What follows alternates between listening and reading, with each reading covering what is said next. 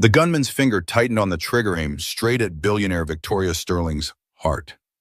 Airport security guard Mark Johnson had one split second to choose: protect his own life for his hungry daughter Emma, or dive into the line of fire for a complete stranger who'd never noticed him. A pregnant stranger carrying not just her own life, but another innocent one within her. Mark Johnson looked at his empty fridge with tired eyes. His 7-year-old daughter Emma was drawing at their old wooden table with broken crayons. A red paper on the counter said, "Final warning for rent," in big letters. "Daddy, I'm hungry," Emma said quietly, not looking up from her drawing. Mark felt his heart break into pieces. He had given her his last piece of bread that morning and for breakfast. He had been without a steady job for 3 long months now. His savings were completely depleted, and the bills kept piling up like leaves in autumn, unrelenting and overwhelming. His wife Sarah had left them 2 years ago because she said she couldn't handle being a mother. She had packed her bags one night and never came back, leaving Mark to raise their daughter alone. Some days the weight of single parenthood crushed him like an anvil on his chest. But one look at Emma's innocent face always gave him the strength to push forward, even when everything seemed impossible. "Let me find something for you, sweetheart," Mark said with a forced smile. He searched through all the empty cupboards again. Behind some old plates, he found one can of chicken soup that was almost expired. Emma showed him her drawing while he heated the soup on their old stove. It was 2 stick figures holding hands under a colorful rainbow, drawn with her worn-out crayons. "This is us when we are happy," she said with innocent eyes. Mark knelt down and hugged her tight, trying not to cry. "We are happy right now, Emma. We have each other, and that is everything." But deep inside, Mark was terrified and desperate. They had to pay rent in just 3 days, or they would be thrown out onto the street. He had applied to dozens of jobs, but nobody wanted to hire him. That night, after Emma fell asleep in their shared bed, Mark sat at the kitchen table looking through job listings on his old laptop. The battery was dying, and he couldn't afford to fix it. He felt like a complete failure as a father. The clock on the wall ticked mercilessly each second, bringing them closer to homelessness. Mark hadn't always struggled like this. 5 years ago, he had been a promising technician at Tech Solutions, Inc., a mid-sized technology firm in Chicago. His supervisor had praised his technical skills and problem-solving abilities. He and Sarah had been happy, then planning for a bright future with their newborn daughter. Then the company faced a hostile takeover and mass layoffs followed. Despite his excellent performance reviews, Mark was among the first to go. "Last hired, first fired," his manager had told him apologetically. He had found temporary jobs here and there, but nothing stable enough to rebuild their lives. Sarah couldn't handle the financial pressure and the crying baby. Her postpartum depression went untreated because they couldn't afford proper health care. One evening after a particularly difficult day, Mark returned home to find Sarah's closet empty and a hastily written note on the kitchen table. "I can't do this anymore. I'm not cut out to be a mother. I'm sorry." The memory of that day still burned in Mark's mind as he scrolled through job listings. Most required college degrees he didn't have, or specialized training beyond his reach. He had dropped out of college in his 2nd year to help support his ailing mother, another sacrifice that seemed to be costing him dearly now. Morning arrived with harsh sunlight streaming through their thin curtains. Mark had barely slept, his mind racing with worry. As he prepared Emma for school, giving her the last clean outfit she owned, he noticed a job advertisement in the newspaper someone had left at the bus stop. "Airport security guards needed. O'Hare International Airport. No experience necessary, training provided." The pay was not much, barely enough to survive, but it was hope. He ironed his only nice shirt and took the bus to the airport for the interview. The bus fare cost his last $2. "Mr. Johnson, you have no experience in security work," the hiring manager said, looking at Mark's thin resume with obvious skepticism. "That is true, sir, but I work very hard and I am honest. I will do anything to provide for my daughter. She is all I have in this world." Mark replied with desperation in his voice, trying to maintain his dignity despite the plea in his words. The manager, a balding man with decades of airport experience etched into his face, studied Mark for a long moment. Something about his sincerity and determination made an impression. "Okay, I'll give you a 1-week trial period. Don't mess this up because I'm taking a big risk on you. Report tomorrow at 5 a.m. for orientation. You'll need to arrange childcare." Mark swallowed hard. Childcare was another expense he couldn't afford, but he nodded confidently. Thank you, sir. You won't regret this. On his way back to their apartment building, Mark knocked on his neighbor's door. Mrs. Chin was a kind, elderly Chinese lady whose own children lived far away. She opened the door with a warm smile that deepened the wrinkles around her eyes. Mark, good to see you. How is little Emma? She's doing okay, Mrs. Chin. I actually wanted to ask you a huge favor. I just got a job at the airport, but I need someone to watch Emma after school.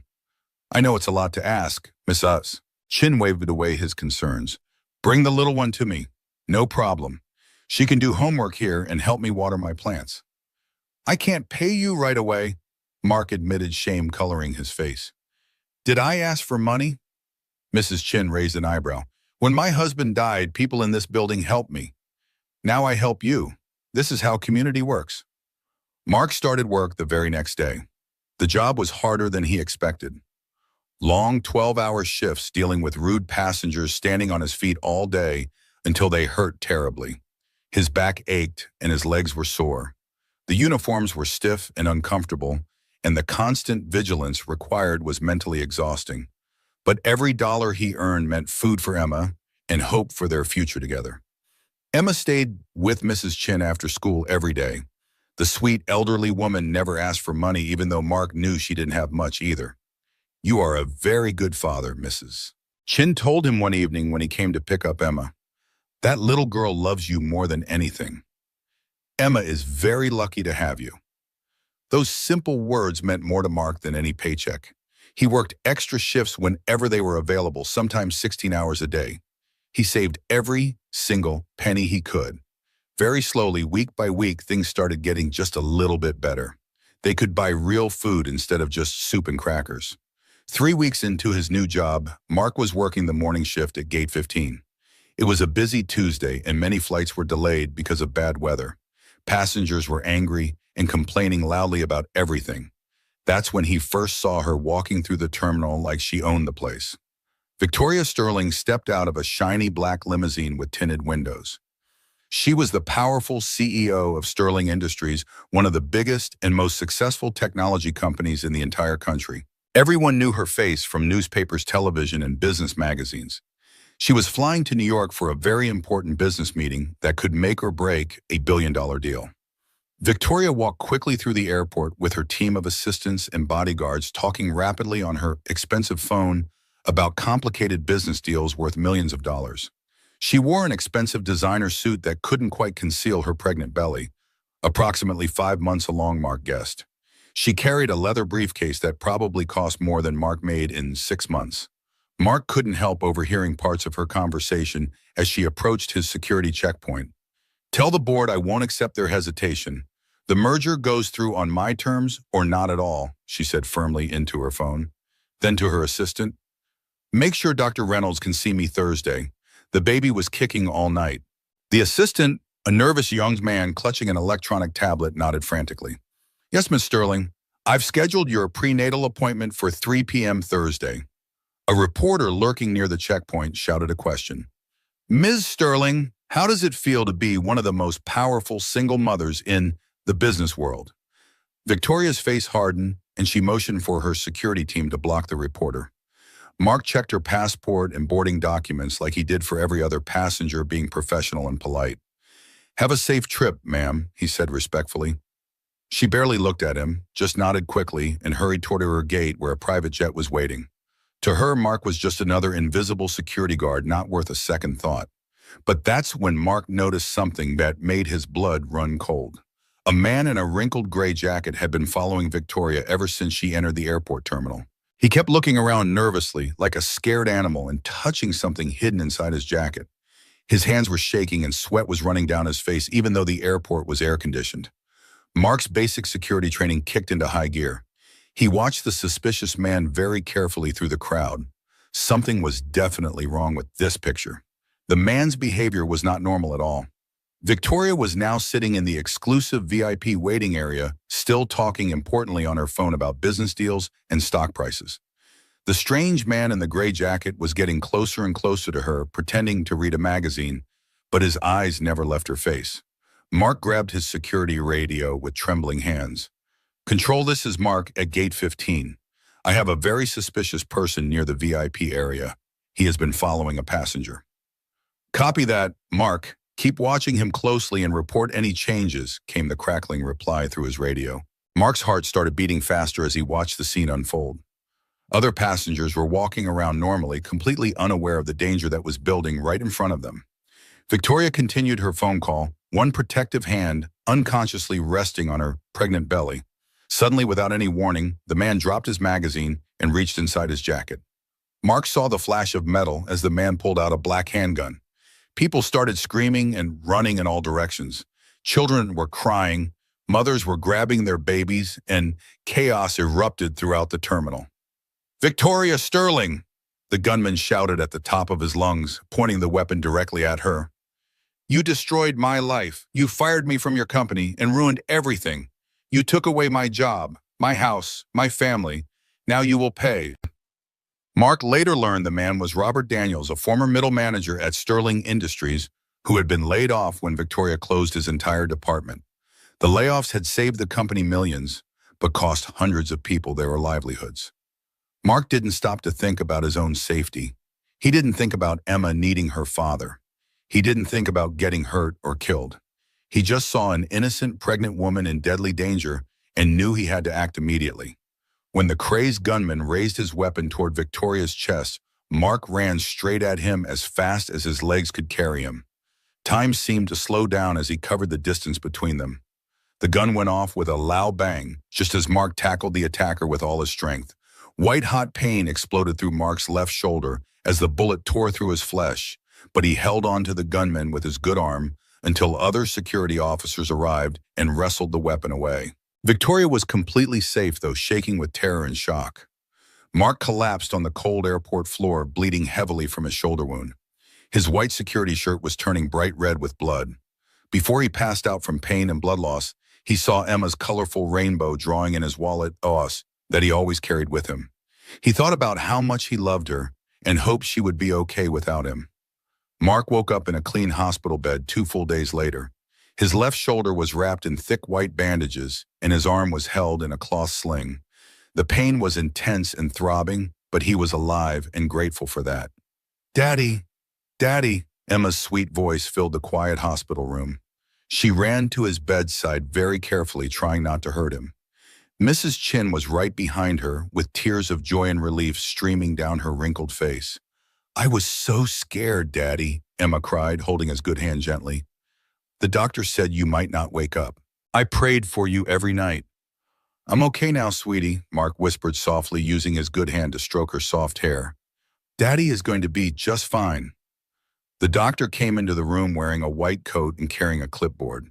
"Mr. Johnson, you are a real hero. The bullet went straight through your shoulder muscle, but it missed all the important parts like arteries and bones.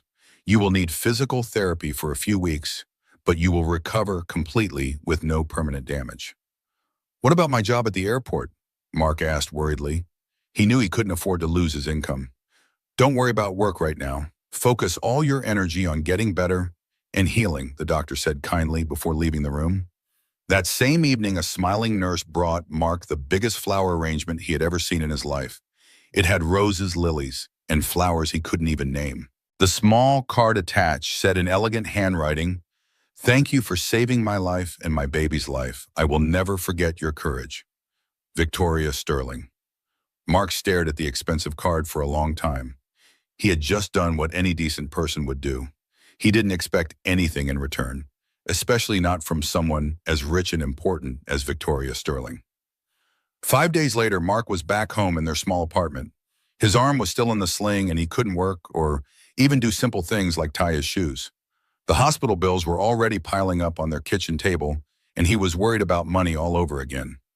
Emma was being extra helpful, trying to button his shirts and make him simple meals with her small hands. She was such a good, caring little girl. They were sitting together on their old couch when someone knocked loudly on their apartment door. Mark was not expecting any visitors. Mark opened the door slowly and couldn't believe what he saw with his own eyes.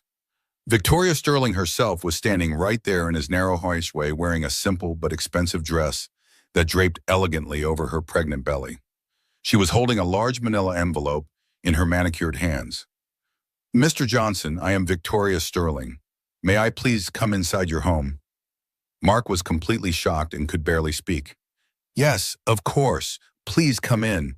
But I have to ask, why are you here? How did you even find my address? Victoria stepped inside and looked around their tiny apartment with curious eyes.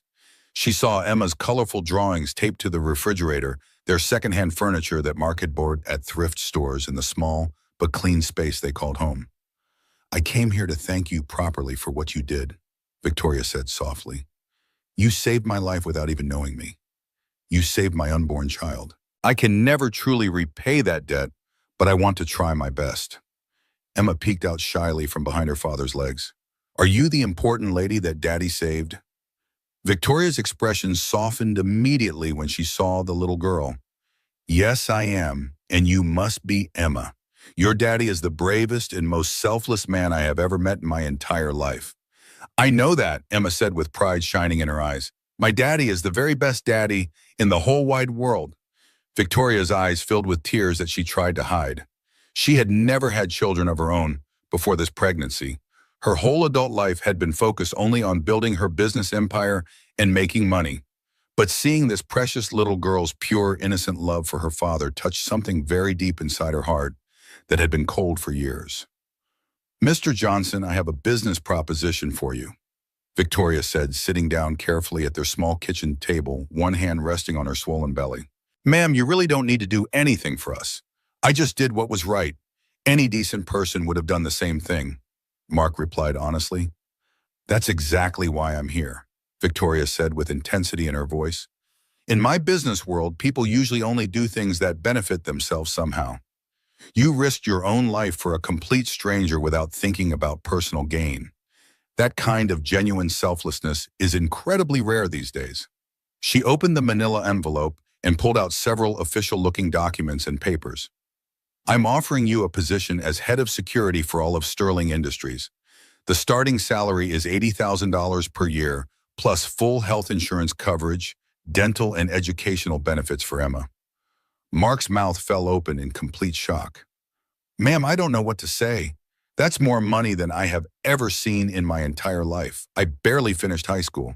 I don't have any real security experience beyond these 3 weeks at the airport. There's more, Victoria continued with a small smile. The company will pay for Emma's complete education all the way through college, including private schools if she wants them. And there is a signing bonus of $50,000 to help with your current medical bills and to get you both moved into a proper home. Emma stared with her eyes opened as wide as saucers. Daddy, does this mean we will never be hungry again? Mark's heart broke and healed at the exact same time. He knelt down to Emma's eye level, ignoring the pain in his shoulder.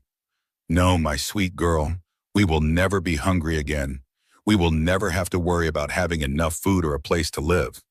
But as the initial shock wore off, Mark's practical nature took over. Miss Sterling, I appreciate this incredible offer. But I have to ask, why me? Why not hire a professional security expert with actual qualifications? I'm just an airport security guard with 3 weeks of experience. Victoria's expression became more businesslike. I'll be honest with you, Mr. Johnson. Sterling Industries has been facing a PR crisis. We had to make some difficult decisions last quarter, including closing an entire division. Hundreds of people lost their jobs, including Robert Daniels, the man who tried to shoot me. She absent-mindedly stroked her pregnant belly. While the board and I stand by our business decision, the public backlash has been severe. Our stock prices have dropped. But now the heroic airport security guard who took a bullet for the pregnant CEO. That's a story that changes the narrative. Mark sat back suddenly, understanding. So this job offer is just for publicity to make your company look better. Victoria's eyes flashed with something. Respect perhaps for his directness. Partially, yes. I won't insult your intelligence by pretending otherwise. But that's not the only reason. She leaned forward. Mr. Johnson, when I looked into your background, I found a man who worked as a skilled technician, who has overcome tremendous hardship, who sacrificed his own education to care for his dying mother, and who has raised a wonderful daughter alone under impossible circumstances. What I see is a man with integrity, courage, and natural leadership abilities. Those qualities can't be taught in any university. Mark wasn't entirely convinced. I appreciate your honesty, but I know nothing about corporate security.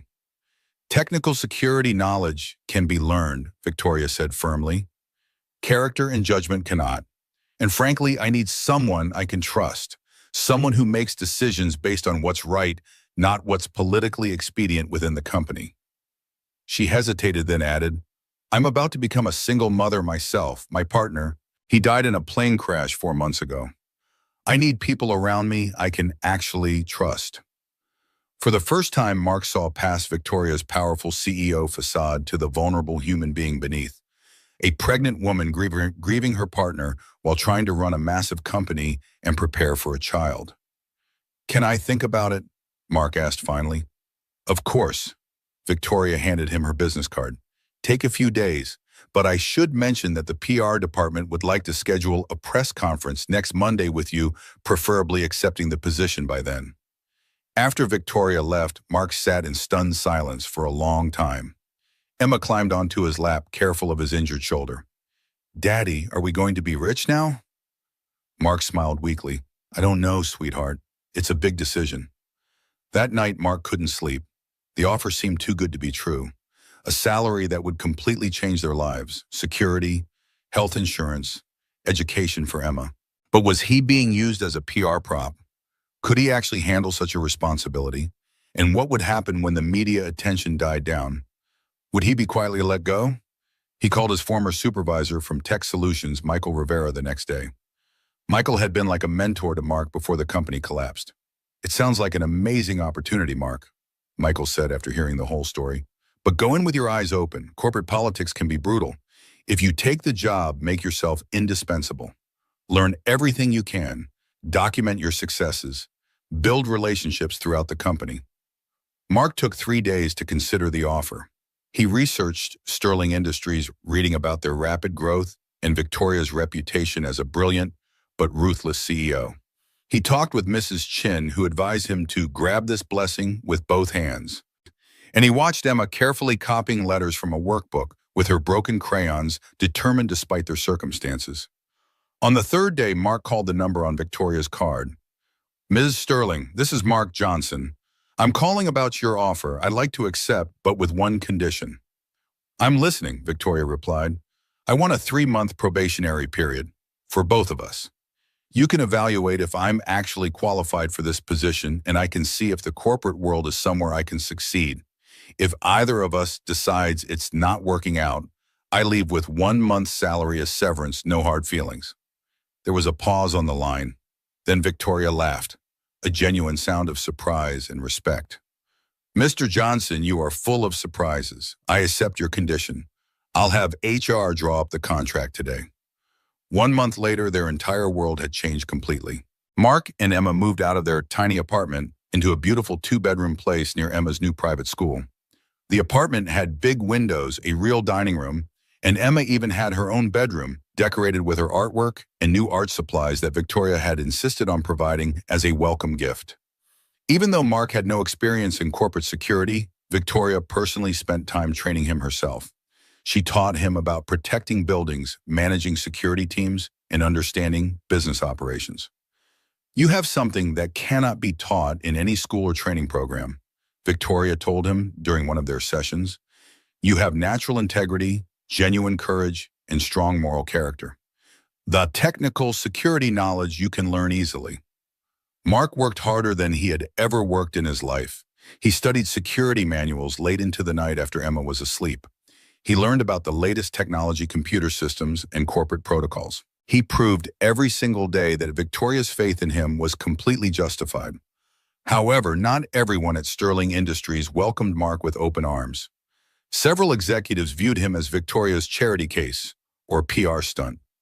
Bernard Winters, the chief financial officer, was particularly cold, barely acknowledging Mark in meetings and questioning his recommendations at every turn.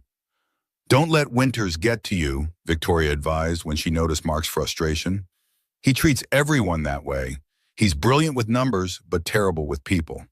Emma was absolutely thriving in her new environment. She had beautiful new clothes, all the school supplies she could ever want, and for the first time in her young life, she never worried about whether there would be food for dinner. She made lots of new friends at her school and joined the art club where her creative talents really began to shine. Mark found surprising allies within the company. Janet Myers, the head of human resources, took him under her wing and explained the complex politics of corporate America. Samuel Washington, the veteran security guard who had worked at Sterling Industries for 15 years, shared his institutional knowledge and introduced Mark to the entire security team. Most of these executives don't know what real work looks like. Samuel told Mark during a security patrol, they've never had calluses on their hands or worried about paying rent. But you and me, we know what matters in the real world. But perhaps the biggest and most surprising change of all was happening inside Victoria herself. As the weeks passed by, Victoria found herself visiting Mark's security office much more often than was necessary for business reasons. She would ask about Emma's progress in school, how Mark was adjusting to his new responsibilities, and gradually their conversations became more personal and friendly rather than just professional. I have never had a real family, Victoria admitted to Mark one quiet afternoon when most of the other employees had gone home. She rested a hand on her now prominent belly.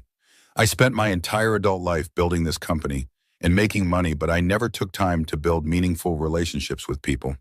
Watching you with Emma every day makes me realize what I have been missing all these years. Mark was surprised by her honest confession. It's never too late in life to start building those relationships. Family is not always about blood. Sometimes it's about the people who choose to love and care for each other. As Mark approached his 2-month mark at Sterling Industries, disaster struck. The company experienced a massive data breach with sensitive information about upcoming products leaked to competitors. The board was furious, and Bernard Winters led the charge in blaming Mark and his security team. This is exactly what happens when we hire unqualified people for publicity stunts, Bernard said coldly during an emergency meeting. Johnson has no background in cybersecurity. He was an airport rent-a-cop who got lucky with a PR moment. Mark sat silently absorbing the criticism. There was truth to it. He was still learning the complexities of corporate security. But something about the breach didn't make sense to him. The leaked information had come from executives' emails, not from a typical external hack. While the board debated firing him, Mark quietly began investigating on his own. He reviewed login records, email timestamps, and building access logs. After 3 sleepless nights, he discovered something disturbing. The breach had come from within. Someone with executive access had deliberately leaked the information. But Mark needed proof before making accusations. He set a careful trap, creating fake confidential information about a new product and limiting access to just 5 executives. When that specific information showed up in a competitor's hands, he knew who the traitor was. Bernard Winters had been selling company secrets for months, possibly years. His expensive lifestyle, the yacht, the vacation homes, the gambling trips to Vegas, all funded by betraying Sterling Industries. When Mark presented his evidence to Victoria, she was stunned. I've worked with Bernard for 8 years. I trusted him completely. People aren't always who they pretend to be, Mark said simply. Victoria called an emergency board meeting where Mark presented his findings. Bernard attempted to flee but was stopped by Samuel and the security team. The police were called and Bernard was escorted out in handcuffs, raging that Mark would regret this and pay for interfering. That evening, Victoria found Mark in his office reviewing security protocols. She was 8 months pregnant, now her due date rapidly approaching. You saved this company today, she said quietly.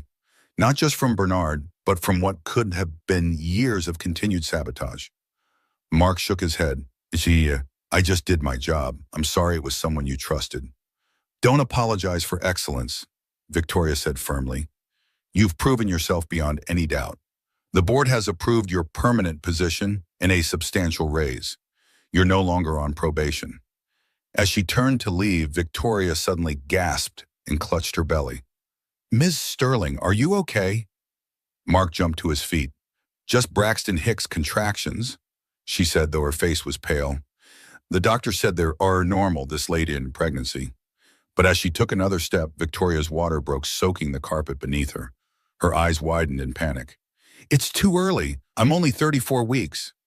Mark didn't hesitate. He called 911, then helped Victoria to the couch in his office. Breathe slowly. The ambulance is on the way. I'm scared, Mark, Victoria whispered, dropping her usually impenetrable CEO facade. I don't know how to be a mother. I don't know how to do this alone. Mark took her hand firmly in his. You're not alone. I'll be right here with you. And he was. Throughout the rushed ambulance ride, during the frantic hospital admission, and for the entire 14 hours of Victoria's labor, Mark stayed by her side. He held her hand through contractions, wiped her forehead with cool cloths, and reminded her to breathe when the pain became overwhelming.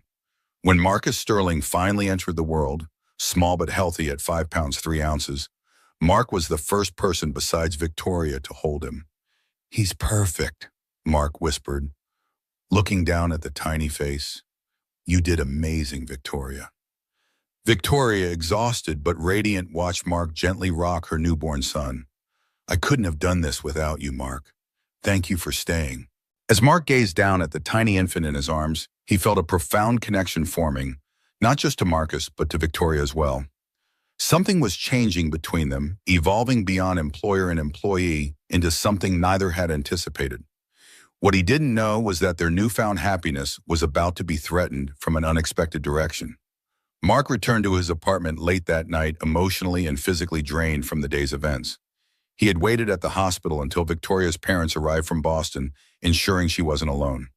When he opened his door, he found Mrs. Chin dozing on his couch with Emma asleep beside her, curled up like a small cat. You have been gone many hours, Mrs. Chin whispered as she woke.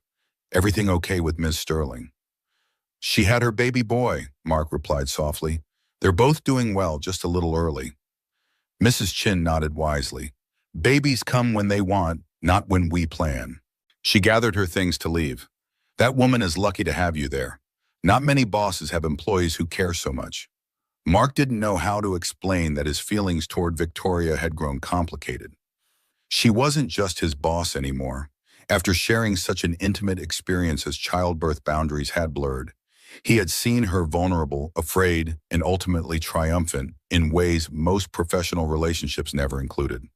The next morning, Mark made breakfast for Emma, trying to maintain their normal routine despite his lack of sleep. As Emma ate her cereal, someone knocked loudly on their apartment door.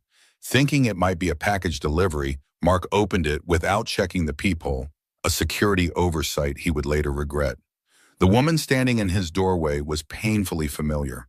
Though 2 years had passed, he would recognize Sarah anywhere. Her blonde hair was expensively highlighted now, her clothes fashionable and clearly costly. But her eyes were the same eyes Emma had inherited. Hello, Mark, she said, her voice steady. It's been a long time. Mark felt his world tilt sideways.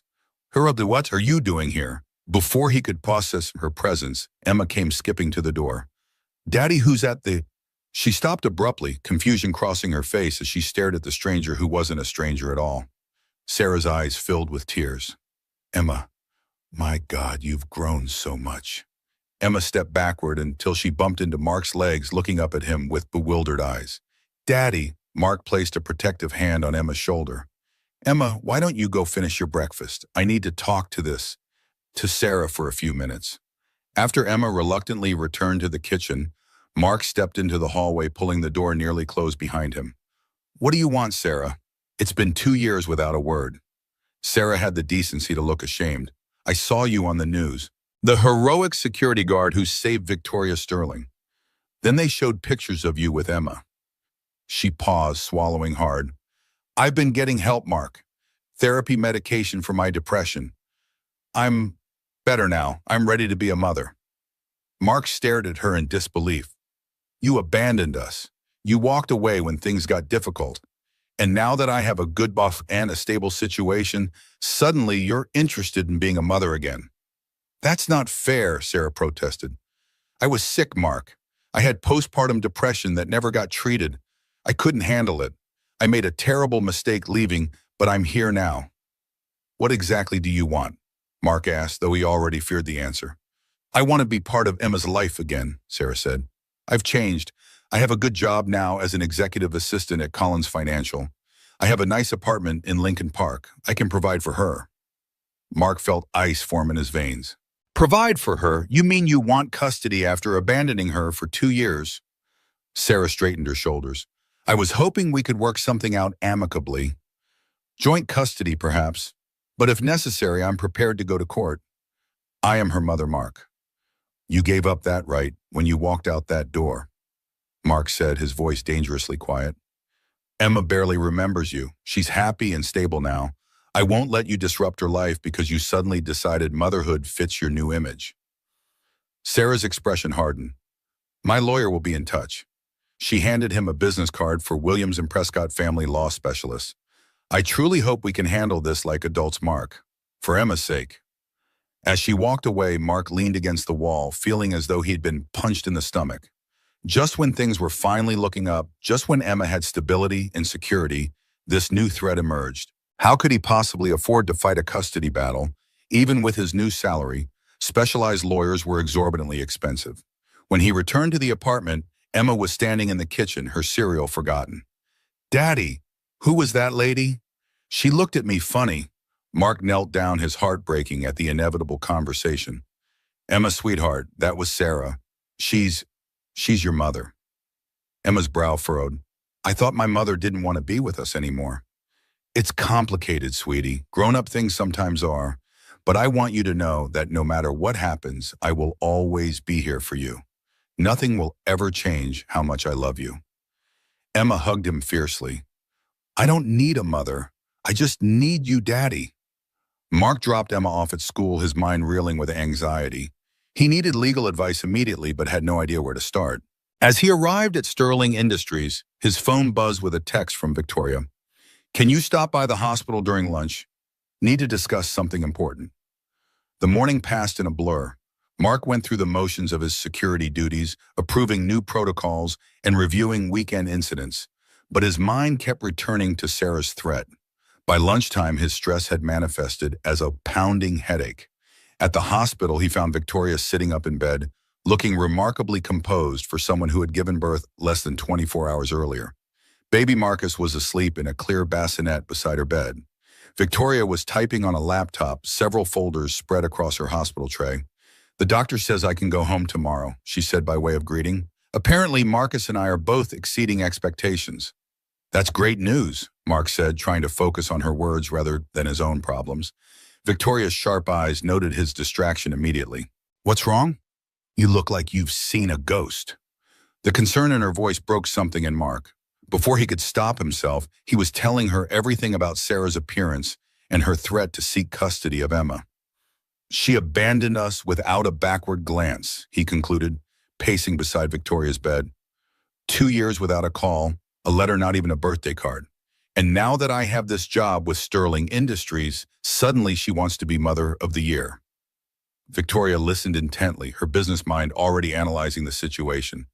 This has nothing to do with Emma and everything to do with your improved financial situation, she said bluntly. Classic opportunism. I can't afford the kind of lawyer she has, Mark admitted. Even with my new salary, the specialized family attorneys cost thousands upon thousands. Victoria closed her laptop with a decisive click. Mark, you saved my life and my son's life. You stayed with me through 14 hours of labor when you had no obligation to do so. Let me help you with this. I can't ask you to. You're not asking. I'm offering, Victoria interrupted. Sterling Industries has the best legal team in Chicago on retainer. Carolyn Maxwell specializes in family law. She'll represent you. Victoria, that's too much.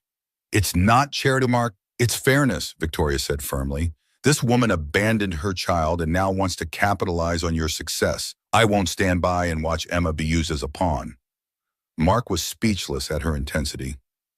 Victoria continued, her voice softening slightly. Besides, Marcus seems to like you. His heart rate monitor showed improved stats when you visited yesterday. Having you forcibly separated from Emma through some legal maneuver would deprive my son of a positive male influence. Mark recognized Victoria's attempt to frame her help in business terms rather than emotional ones, and he appreciated her for it. Thank you, he said, simply. I don't know how I'll ever repay you for this. Keep doing excellent work as my head of security, Victoria replied. Speaking of which, what's the status on the Winters investigation? Mark welcomed the subject change. The FBI has been going through his financials. It appears he's been selling corporate secrets to at least 3 different competitors for nearly 18 months. The DA is considering industrial espionage charges. Good. I want him prosecuted to the fullest extent possible. Victoria's expression was steely. No one betrays Sterling Industries without consequences. As Mark prepared to leave, Victoria called him back. One more thing, I'll be working from home for the next 2 weeks. I'd like you to coordinate security for my residence. I've received some concerning messages since Marcus's birth announcement. What kind of messages? The usual threats successful women receive: how I should be at home with my baby instead of running a company, how I'm an unfit mother for planning to continue working. Some more graphic ones suggesting various violent outcomes if I don't know my place. Mark felt a surge of protective anger. I'll handle it personally. We'll increase patrols, update your home security systems, and screen all visitors and the deliveries. 2 days later, Mark found himself in the plush offices of Williams & Prescott, seated beside Carolyn Maxwell, Sterling Industries' formidable legal counsel. Across the gleaming conference table sat Sarah and her attorney Bradley Williams, a silver-haired man with an expensive suit and predatory smile. My client simply wants to reestablish her relationship with her daughter, Williams was saying smoothly. Miss Johnson has undergone extensive therapy, has stable employment, and can provide a loving home for Emma. Carolyn Maxwell remained unimpressed. Your client abandoned her child for 2 years without a single attempt at contact. Now that Mr. Johnson has secured better employment, she suddenly reappears. The timing is suspicious at best, predatory at worst. Williams smiled thinly. My client suffered from severe postpartum depression, a recognized medical condition. She left because she feared she might harm herself or her child. Now that she's received proper treatment, she wants to make amends. By traumatizing Emma further with a custody battle, Mark interjected, unable to contain himself. Mark, Carolyn warned quietly, then turned back to Williams.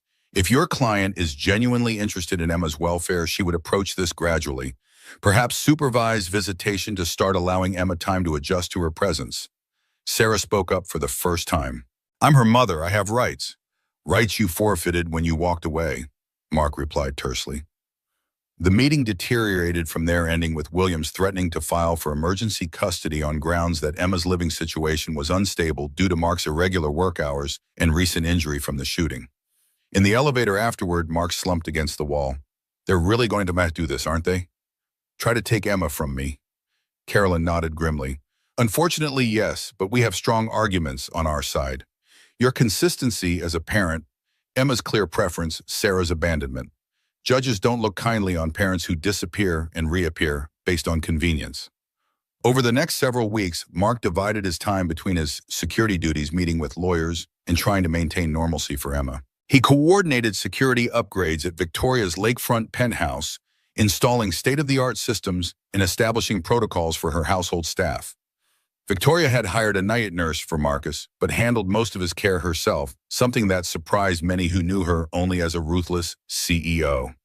Mark often found himself at Victoria's home late into the evening discussing security matters while she cradled Marcus. How did the court filing go today?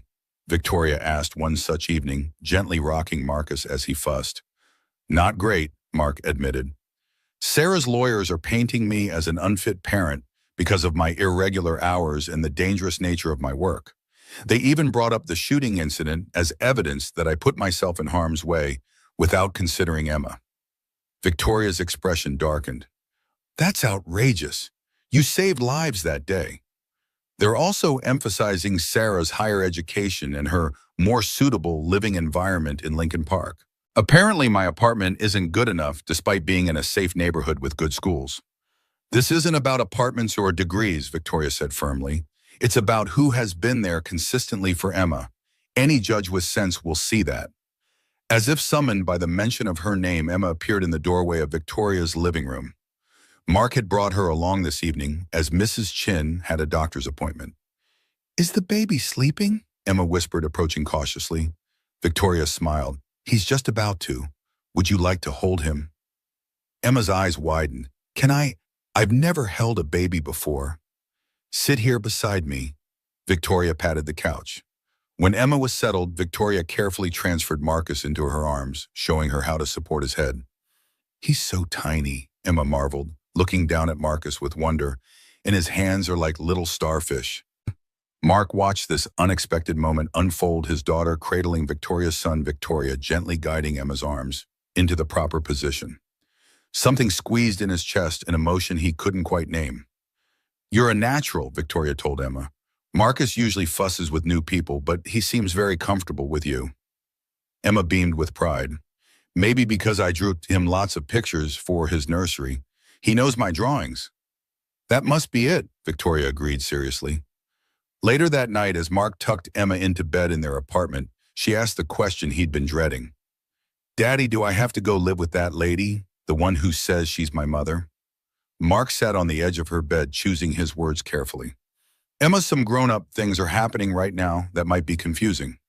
Sarah, your mother, wants to spend time with you after being away for a long time. But I don't want to go with her. I don't even know her." Emma's voice trembled. "Why did she leave us before if she wants me now?" Mark struggled to explain depression to a 7-year-old. "Sometimes grown-ups get very sick in their minds, and it makes them do things they wouldn't normally do. Your mother was sick like that when she left." "Is she still sick?" "No, she says she's better now." Emma considered this. "But if she got sick before, couldn't she get sick again and leave me somewhere?" The question struck Mark like a physical blow. It was the same fear that kept him awake at night. "I don't know, sweetheart, but I promise you this, I will always be here for you no matter what happens. Always." Emma hugged him tightly. "I want to stay with you. And I like Miss Victoria and baby Marcus. They feel like family too." 2 days later, Mark was reviewing security footage in his office when Janet from HR appeared at his door, her expression grave. "Mark, Victoria needs you in the conference room immediately. Sarah Johnson's attorneys are here with a court order." Mark's blood ran cold as he rushed to the conference room. Inside, he found Victoria standing like a sentinel beside Carolyn Maxwell. Across the table, Bradley Williams and Sarah sat with a third person, a woman in a tailored suit who introduced herself as a court-appointed guardian ad litem. "What's going on?" Mark demanded. Williams smiled that predatory smile again. "We've obtained an emergency custody order pending evaluation. The court has concerns about Emma's living situation and has appointed Ms. Reynolds here to conduct an assessment." Mark looked to Carolyn in alarm. She nodded grimly, confirming this was legitimate. "On what grounds?" Mark asked, struggling to keep his voice level. "The court is concerned about your work schedule, the recent violence you were involved in, and the instability of your housing situation," Williams explained smoothly. "My housing situation is perfectly stable." "Our investigation shows you've moved 3 times in 2 years, Williams countered. "And your current residence was only secured after your employment at Sterling Industries employment that came about through unusual circumstances and may not represent stable long-term prospects." Victoria spoke for the first time, her voice ice cold. "Mr. Johnson's position at Sterling Industries is permanent and secure. Any suggestion otherwise is both false and potentially slanderous." Williams turned his predatory smile on Victoria.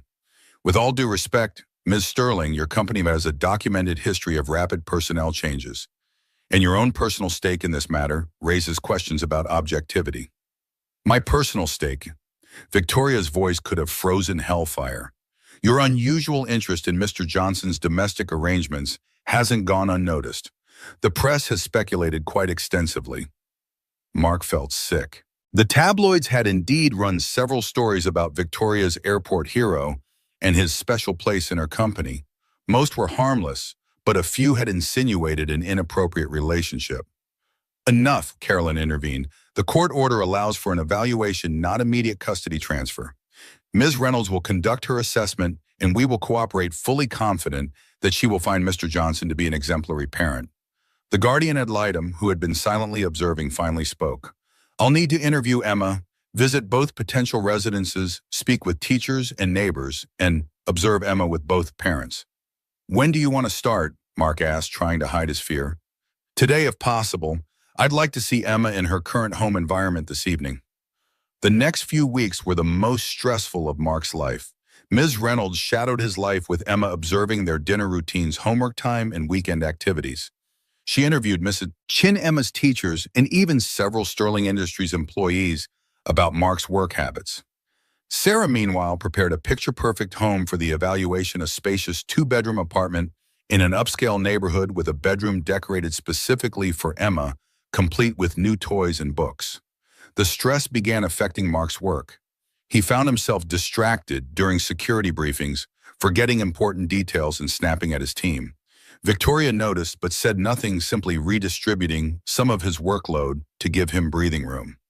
One evening, after a particularly difficult meeting where Ms. Reynolds questioned him about his lack of a college degree, Mark sat alone in his office, head in his hands. A soft knock at the door revealed Victoria holding Marcus in a baby carrier. "You missed our security review," she said, her tone neutral. "I thought I'd come to you instead." "I'm sorry," Mark rubbed his face. "The guardian ad litem was here longer than expected." Victoria settled into a chair, adjusting Marcus in his carrier. "How is the evaluation going?" "Terribly, Oshkadip," Mark admitted. "Sarah has everything perfectly arranged, the right neighborhood, the right schools, the right extracurricular activities. I'm just a high school graduate with a formerly unstable work history who got lucky." "That's not true," Victoria said sharply.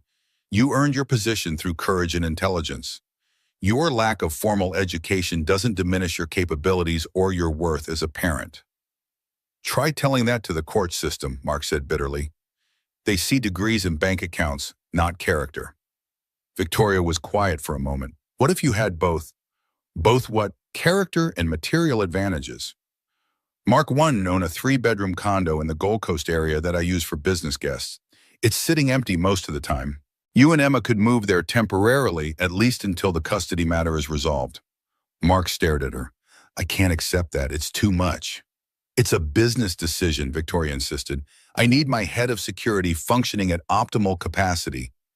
Your current stress levels are affecting your performance." "Victoria, consider it part of your compensation package," she continued relentlessly. "Housing allowance is standard for executives at your level." Before Mark could argue further, his phone rang. It was Emma's school. With a sense of dread, he answered. "Mr. Johnson, this is Principal Dawson. There's been an incident. Emma is okay, but we need you to come to the school immediately." Mark arrived at the elementary school to find Emma sitting outside the principal's office, her face tear-streaked but defiant. Principal Dawson explained that Emma had gotten into a physical altercation with another student who had made comments about her abandoning her real mother. "How did the other kids even know about the custody situation?" Mark asked, bewildered. "Apparently Sarah has been coming to school events and introducing herself to parents and children as Emma's mom who's fighting to get her back," the principal explained uncomfortably. "It's created quite a stir." Mark felt a surge of anger. Sarah was weaponizing the school community against them. "Emma, did you hit the other child?" Emma nodded miserably. "He said I was a bad daughter because I do not want to live with my real mom. He said you were keeping me away from her because you're selfish." Mark signed the discipline form, accepting Emma's one-day suspension, then took her for ice cream. As they sat in the small shop, Emma stirred her melting sundae listlessly. "Am I a bad daughter, Daddy?" "Absolutely not," Mark said firmly. "You're the best daughter anyone could ask for." "Then why does she want me now? Why didn't she want me before?" Mark had no good answer. "Sometimes grown-ups make mistakes, big ones. But that doesn't mean you did anything wrong." That evening, the guardian ad litem called to inform Mark that Sarah had requested an emergency hearing, citing the school incident as evidence of behavioral issues resulting from an unstable home environment. The hearing was set for the following Monday. Mark immediately called Carolyn, who promised to prepare over the weekend. After hanging up, he made a difficult decision.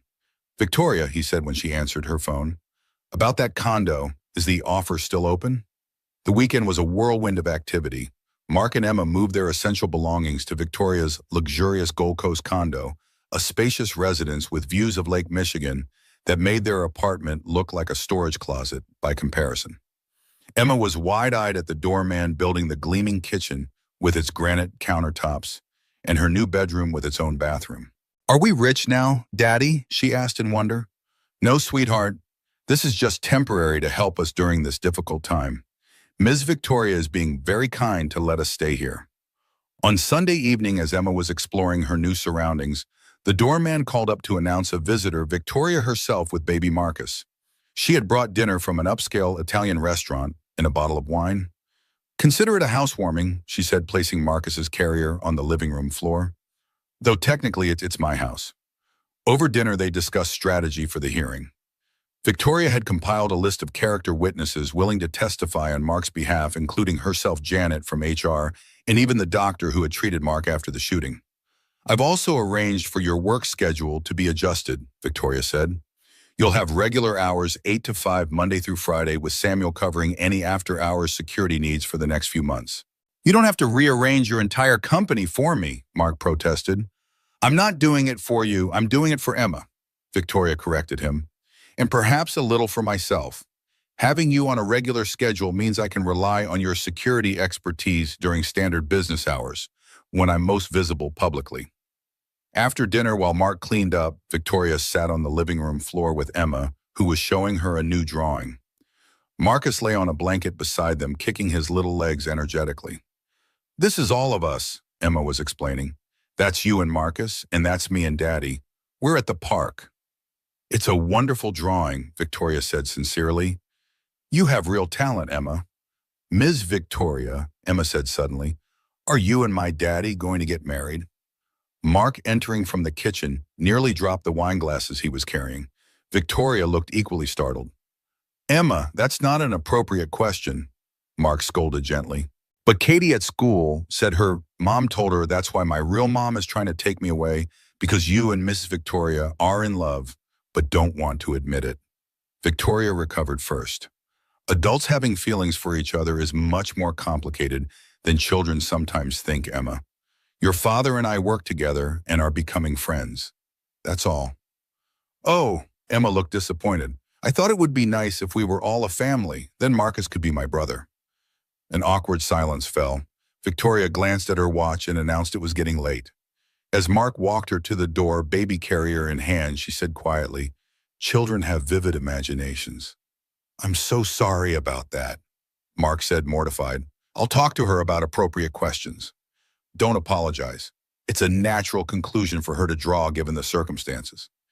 Victoria hesitated, then added, Mark, regardless of what happens at the hearing tomorrow, know that you have my complete support, not just professionally, but personally. Their eyes met for a long moment, something unspoken passing between them. Then Marcus fussed, breaking the moment, and Victoria was gone. The courtroom was intimidatingly formal, with its wood paneling and atmosphere of quiet authority. Mark sat beside Carolyn at one table while Sarah and Bradley Williams occupied another. The guardian ad litem sat at a third table, her expression unreadable as she reviewed her notes. Judge Eleanor Martinez, a stern-looking woman in her 60s with steel-gray hair and piercing eyes, called the emergency hearing to order. I understand we're here regarding temporary custody arrangements for Emma Johnson pending a full evaluation. Bradley Williams rose smoothly. Yes, Your Honor. We're seeking immediate temporary custody for Ms. Johnson in light of recent developments suggesting instability in the child's current environment. The judge turned to Ms. Reynolds. Guardian ad litem, your preliminary findings. Ms. Reynolds stood. Your Honor, I've conducted initial evaluations of both households and interviewed the child, her teachers, and various other parties. While both parents offer advantages, I have concerns about recent behavioral issues manifesting at school, which may indicate Emma is struggling with the current arrangement. Mark's heart sank. The school incident was being used against him exactly as he feared. I also note that Mr. Johnson's housing situation has changed dramatically just this weekend, raising questions about stability. He and Emma moved from a modest apartment to a luxury condominium in the Gold Coast area that belongs to his employer, Victoria Sterling. The judge raised an eyebrow. Ms. Maxwell, would you care to address these points? Carolyn stood. Your Honor, the recent school incident was a direct result of Mrs. UNC Johnson inappropriately discussing the custody dispute with other parents and children, creating a hostile environment for Emma. As for the housing change, it represents Mr. Johnson's employer recognizing the stressful situation and providing additional support, not instability. And this employer, Ms. Sterling, is she present today? I am, Your Honor. All heads turned as Victoria entered from the back of the courtroom. She wore a conservative navy suit, her posture straight and confident, despite having given birth only weeks earlier. A murmur rippled through the courtroom as she walked forward. Ms. Sterling, this is unexpected, Judge Martinez said. May I ask why you're involving yourself in this proceeding? I'm here as a character witness for Mark Johnson, Your Honor. With your permission, I'd like to address the court regarding his character and the stability of his employment. The judge considered, then nodded. Very well, you may approach. Victoria was sworn in and took the witness stand. With calm precision, she described Mark's exceptional work performance, his dedication to Emma's welfare, and the circumstances of his employment.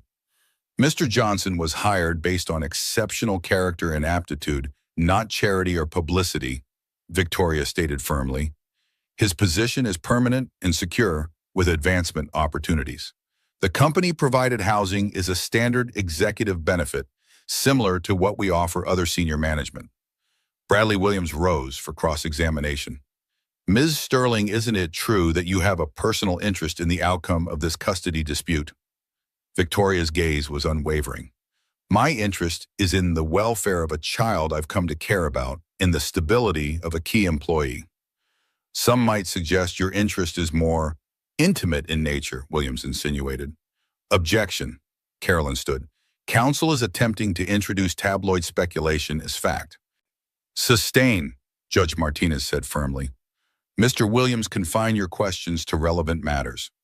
Williams changed tactics. Ms. Sterling, as a new mother yourself, don't you believe children benefit from relationships with both parents when possible? When possible and beneficial. Yes, Victoria agreed. When one parent has demonstrated consistent abandonment, followed by opportunistic reappearance, I have doubts. Williams bristled. My client had documented medical issues that prevented her from making a single phone call in 2 years, Victoria interrupted coolly. From sending a birthday card, from paying any child support whatsoever. Ms. Sterling, the judge warned, please respond only to questions asked. My apologies, Your Honor. After Victoria stepped down, the guardian ad litem presented her official recommendations. While both parents have positive attributes to offer, the sudden interest of Mrs. Johnson after 2 years of absence is concerning. However, Emma has shown signs of emotional distress in her current situation. I recommend a gradual reintroduction, supervised visitation with Ms. Johnson twice weekly, increasing slowly if successful, while Emma remains in Mr. Johnson's primary custody. Judge Martinez nodded thoughtfully. I'm inclined to agree. Ms. Johnson, your lengthy absence cannot simply be erased by your current desire for custody. Mr. Johnson has been a consistent, loving presence in Emma's life. However, she turned to Mark, stability is essential. This recent move, while perhaps well-intentioned, demonstrates a fluidity in your living situation that isn't ideal. The judge announced her ruling. Emma would remain in Mark's primary custody with Sarah, granted supervised visitation twice weekly. Both parties would return in 90 days for reevaluation. As they left the courtroom, Mark felt relief mingled with anxiety. They had won this round, but the judge's comments about stability worried him. The temporary housing solution had backfired somewhat. Victoria was waiting in the hallway. How did it go? We maintained primary custody, but Sarah gets supervised visitation, Mark explained. And the judge wasn't thrilled about our sudden move to your condo. Victoria frowned. That's unfortunate. I thought it would help. It might have done more harm than good, making us look unstable. Before Victoria could respond, Sarah approached, her expression cold. This isn't over, Mark. Not by a long shot. Sarah, please, Mark said tiredly. Let's focus on what's best for Emma. Is that what you tell yourself? Sarah's gaze shifted to Victoria. That cozying up to your billionaire boss is what's best for Emma. The judge may have bought your professional relationship story, but I know better. Victoria stepped forward, her voice dangerously soft. Ms. Johnson, I understand you're disappointed with today's outcome, but I suggest you consider your next words very carefully. False allegations can be actionable, and Sterling Industries has a very thorough legal department. Sarah paled slightly but held her ground. Just remember, Mark, the court will be watching your every move for the next 90 days. Every single move.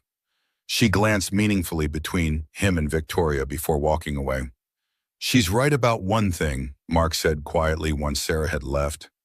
Everything we do in the next 90 days will be scrutinized, including our relationship, professional or otherwise. Victoria's expression was unreadable. Then we'll need to be very careful, won't we, for Emma's sake? The next several weeks established a new and complex routine. Twice weekly, Mark took Emma to a family center where Sarah had supervised visitation. Emma was initially reluctant, clinging to Mark and regarding her mother with suspicion. Sarah tried too hard, bringing expensive gifts, planning elaborate activities, speaking in an unnaturally bright voice. "She doesn't know me at all," Emma confided to Mark after the third visit. "She bought me a princess dress. I hate princess dresses. I like drawing and science." Mark encouraged Emma to give her mother time, though it pained him to do so. Meanwhile, they continued living in Victoria's Gold Coast condo, though Mark began searching for a permanent residence they could afford on his salary, something stable the court would approve of. At work, Mark maintained strict professional boundaries with Victoria, their interactions limited to security matters and necessary business. The tension between them was palpable, an unspoken current of awareness that both studiously ignored. Victoria threw herself into balancing motherhood and her CEO responsibilities, bringing Marcus to the office in a specially designed nursery adjacent to her suite. Employees were surprised to see the notorious Ice Queen cooing at her infant son between conference calls and board meetings. 8 weeks after the hearing disaster struck, Sterling Industries experienced another security breach, this time a physical intrusion at their research facility. Prototype technology for their next-generation product was stolen, representing millions in research and development costs. The board was furious, and several members pointed fingers directly at Mark. First the data breach under Winters, now this. "Perhaps Mr. Johnson's qualifications aren't sufficient for this position, after all," one board member commented acidly. Victoria defended Mark vigorously, but he knew his job hung in the balance. More importantly, his custody of Emma might be jeopardized if he lost his position. With just 4 weeks until the next custody hearing, Mark couldn't afford any failures. He began a methodical investigation, reviewing security footage, interviewing facility staff, and analyzing access logs. The break-in had been sophisticated, suggesting inside knowledge. Someone had disabled specific cameras and known exactly where to go. After 3 sleepless nights, Mark made a disturbing connection. The timing of the break-in coincided precisely with a shift change he had recently implemented, a schedule only shared with senior security staff and department heads. Further digging revealed an unsettling pattern. The security breaches, both digital and physical, had occurred shortly after Victoria had shown personal interest in Mark's situation. The airport shooting, the data leak after Victoria had helped with Marcus's birth, and now this break-in after she had testified in court. Someone was targeting Victoria through Mark, trying to undermine her faith in him and damage her company simultaneously. The question was, who had both motive and opportunity? Mark created a list of suspects. Bernard Winters was in custody awaiting trial, but he had connections. Robert Daniels, the airport shooter, was serving time but might have accomplices. Several board members had opposed Victoria's leadership, particularly after she announced her pregnancy. And then there was Sarah, whose bitterness seemed to grow with each supervised visit. Mark set a trap, creating a fake security protocol that included a deliberate vulnerability. He distributed it to different groups with slight variations, a way to trace information if it was leaked. Then he waited. 3 days later, a threat arrived at Victoria's home, a photograph of her carrying Marcus into the building with a red X drawn across it. The note attached read simply, "Your poor judgment will cost you everything." Mark rushed to Victoria's penthouse, enhancing security and installing additional cameras. As he worked, Victoria paced with Marcus in her arms, uncharacteristically shaken. "This isn't random," Mark told her, showing her his findings. "The security breaches, the threats, they're coordinated, designed to undermine your faith in me and destabilize the company."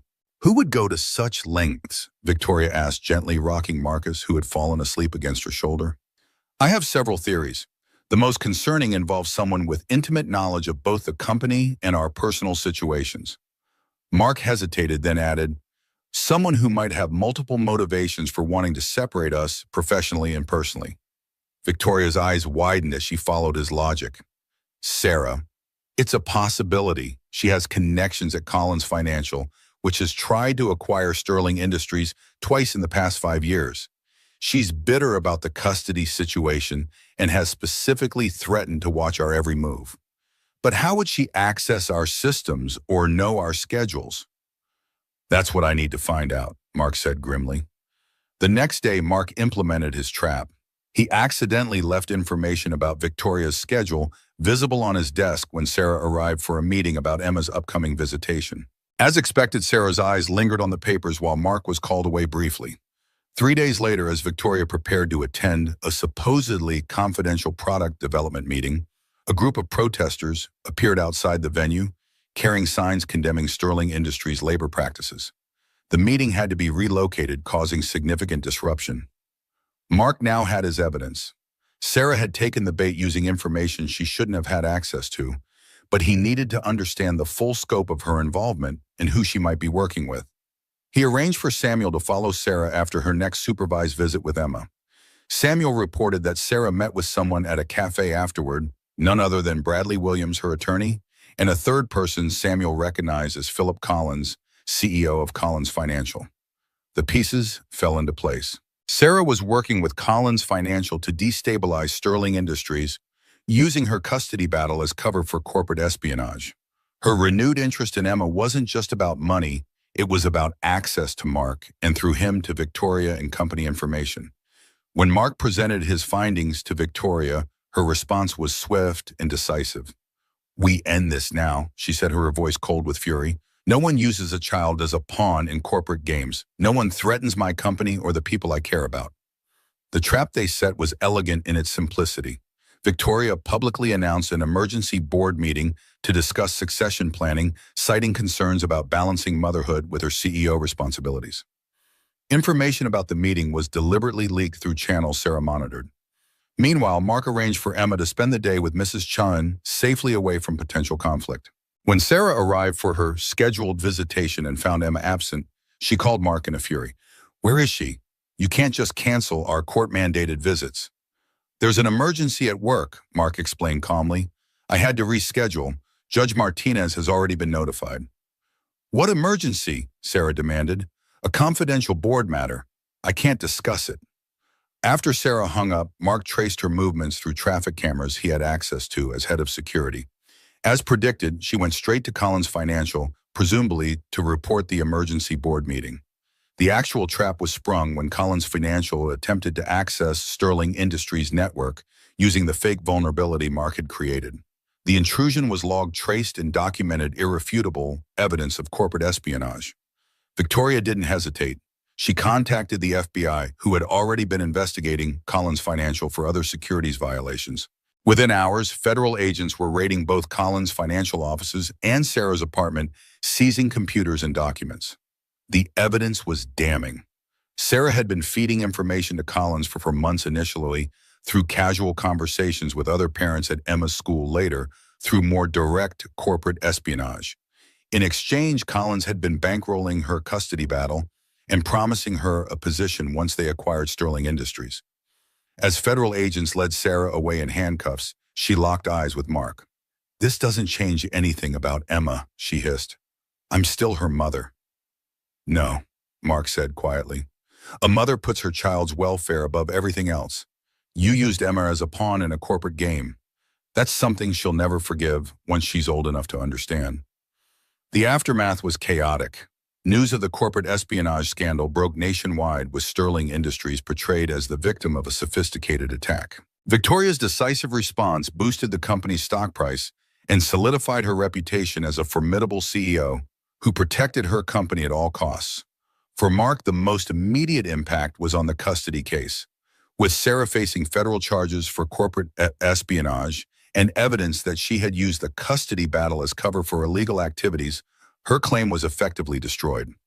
Judge Martinez dismissed her petition, entirely granting Mark permanent sole custody with no visitation rights for Sarah. The evening after the court's decision, Mark sat with Emma in Victoria's condo, trying to explain in age-appropriate terms what had happened. "Your mother did some bad things," he said gently. "She's going to be in trouble with the law for a while. That means you won't be seeing her for visitations anymore." Emma was quiet for a long moment. "Is it bad that I'm not sad I didn't really like those visits? She never really listened to me." Mark hugged her close. "Your feelings are never bad, sweetheart. They're just feelings. It's okay to be relieved if that's how you feel." Later that night, after Emma was asleep, Mark stood at the floor-to-ceiling windows overlooking the Chicago skyline.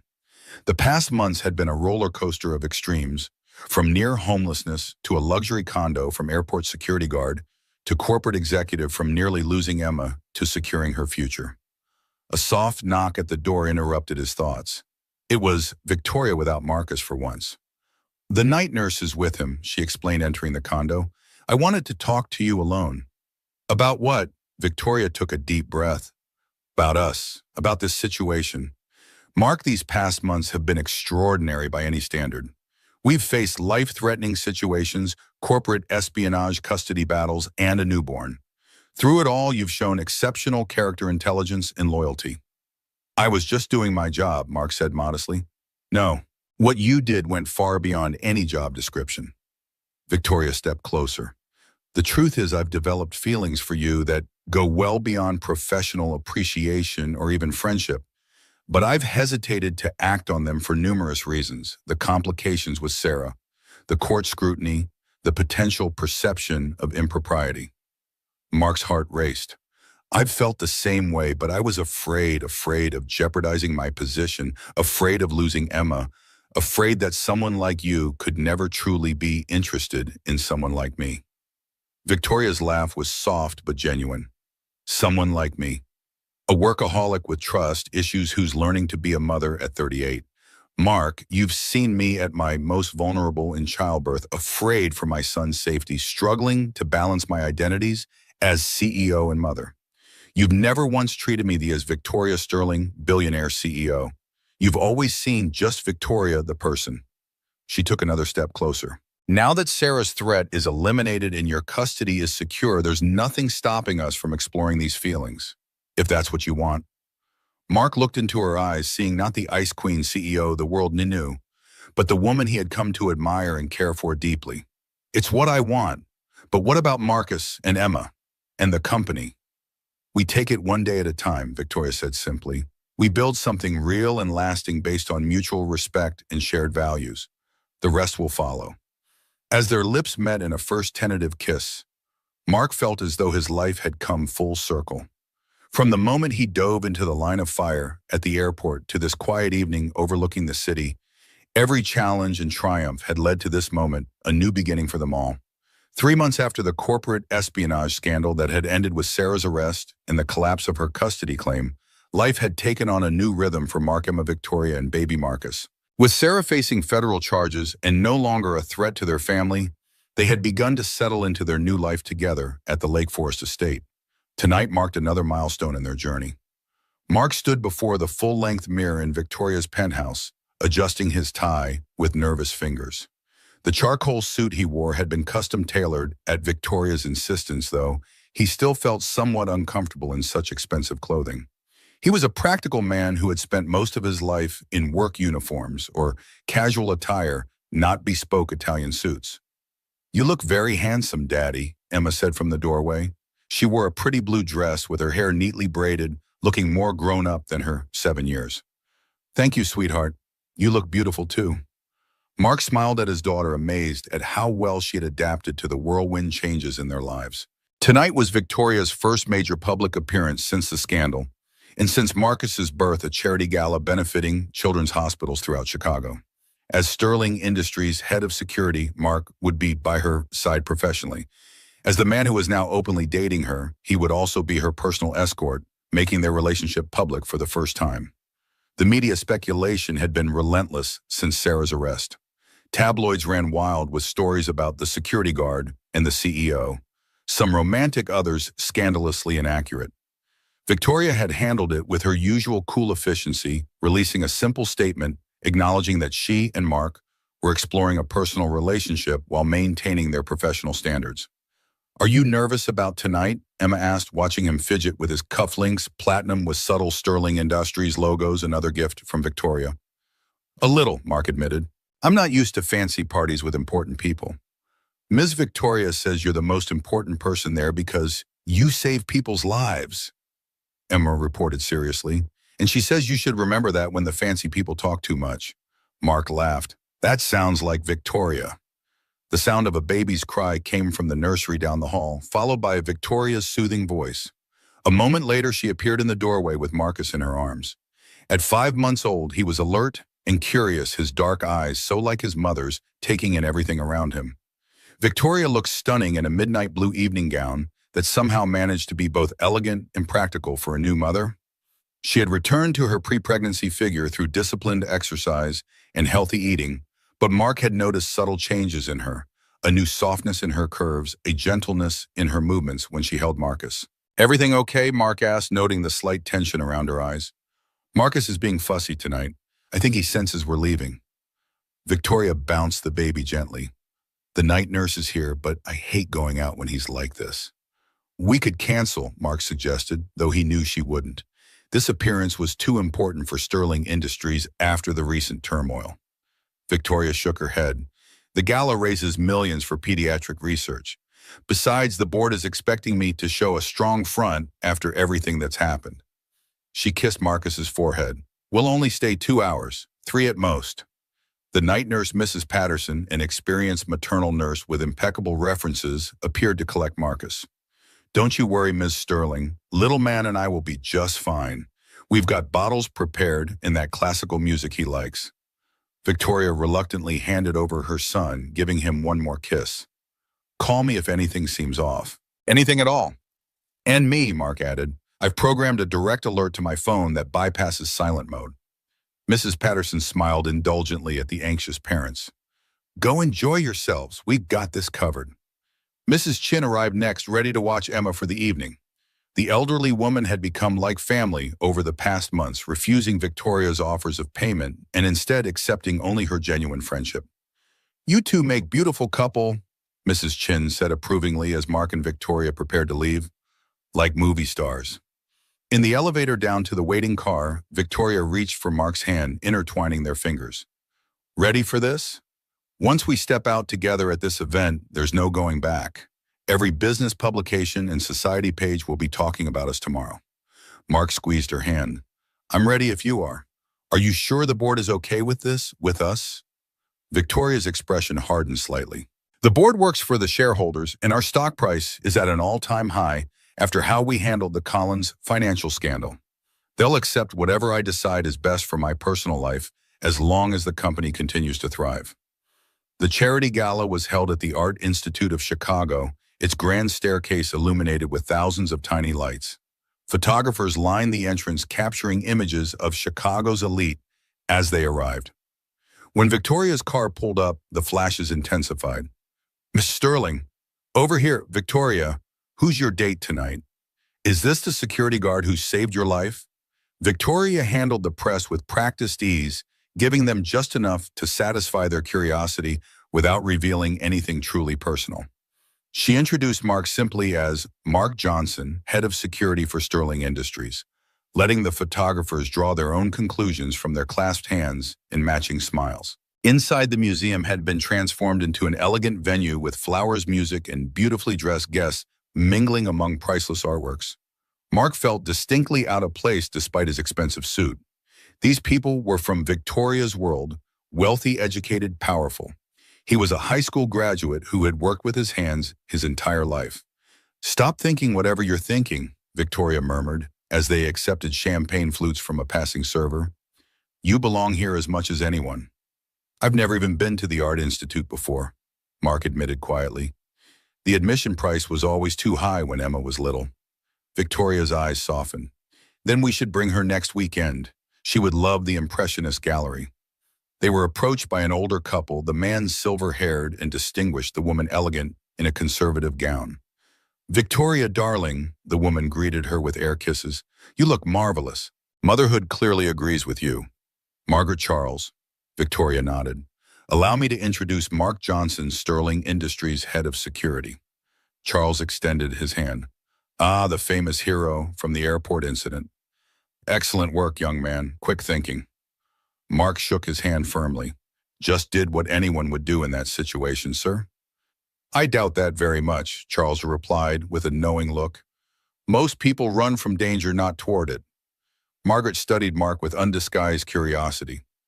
"Victoria tells us you were a technician before joining Sterling Industries. What field specifically?"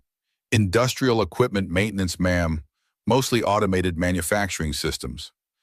"How fascinating." Margaret said in a tone suggesting it was anything but. And now you're in corporate security, quite a career change. Before Mark could respond, Victoria smoothly interjected, Mark's technical background has been invaluable in upgrading our security protocols. His practical experience with systems integration identified vulnerabilities our previous team missed entirely. Throughout the evening, similar interactions played out repeatedly. Chicago's elite were unfailingly polite, but clearly curious about, and sometimes dubious of, Mark's place at Victoria's side. For his part, Mark remained genuine and unpretentious, neither apologizing for his background nor attempting to appear more sophisticated than he was. Midway through the evening, Victoria was called away to speak with major donors, leaving Mark momentarily alone.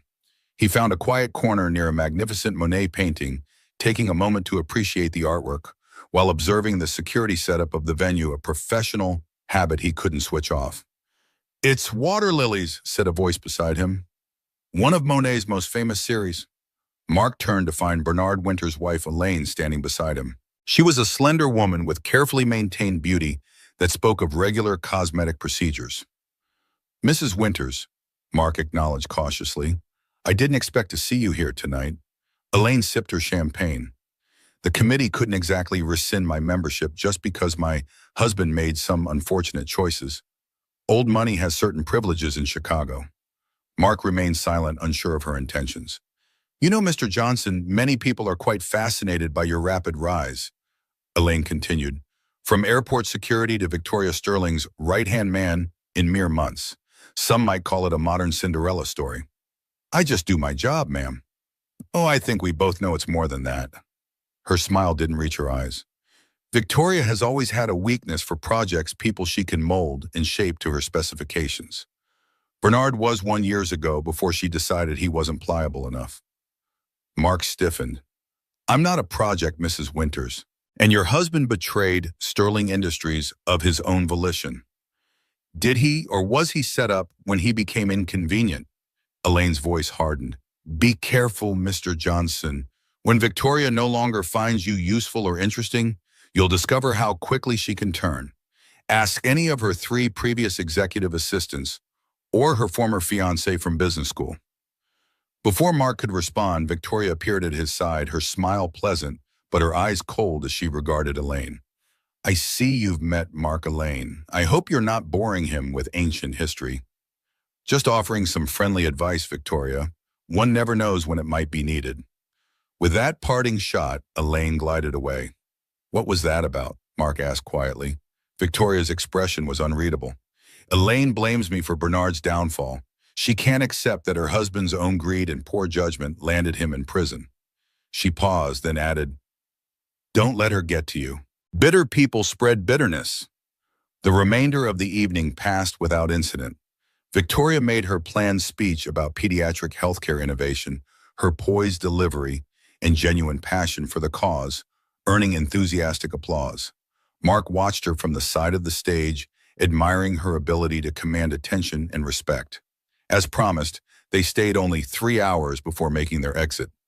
In the car returning to Victoria's penthouse, she kicked off her heels with a sigh of relief and leaned against Mark's shoulder.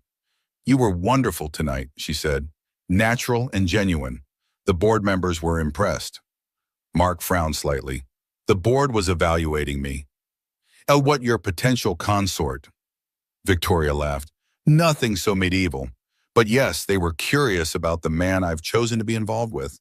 Personal relationships can affect company dynamics, especially at the executive level. And did I pass their inspection?" Mark tried to keep his tone light, but a hint of bitterness crept in. Victoria sat up, looking at him directly. "Mark, what's wrong? You've been tense since we left the gala." Mark hesitated, then decided honesty was essential if their relationship had any chance of succeeding.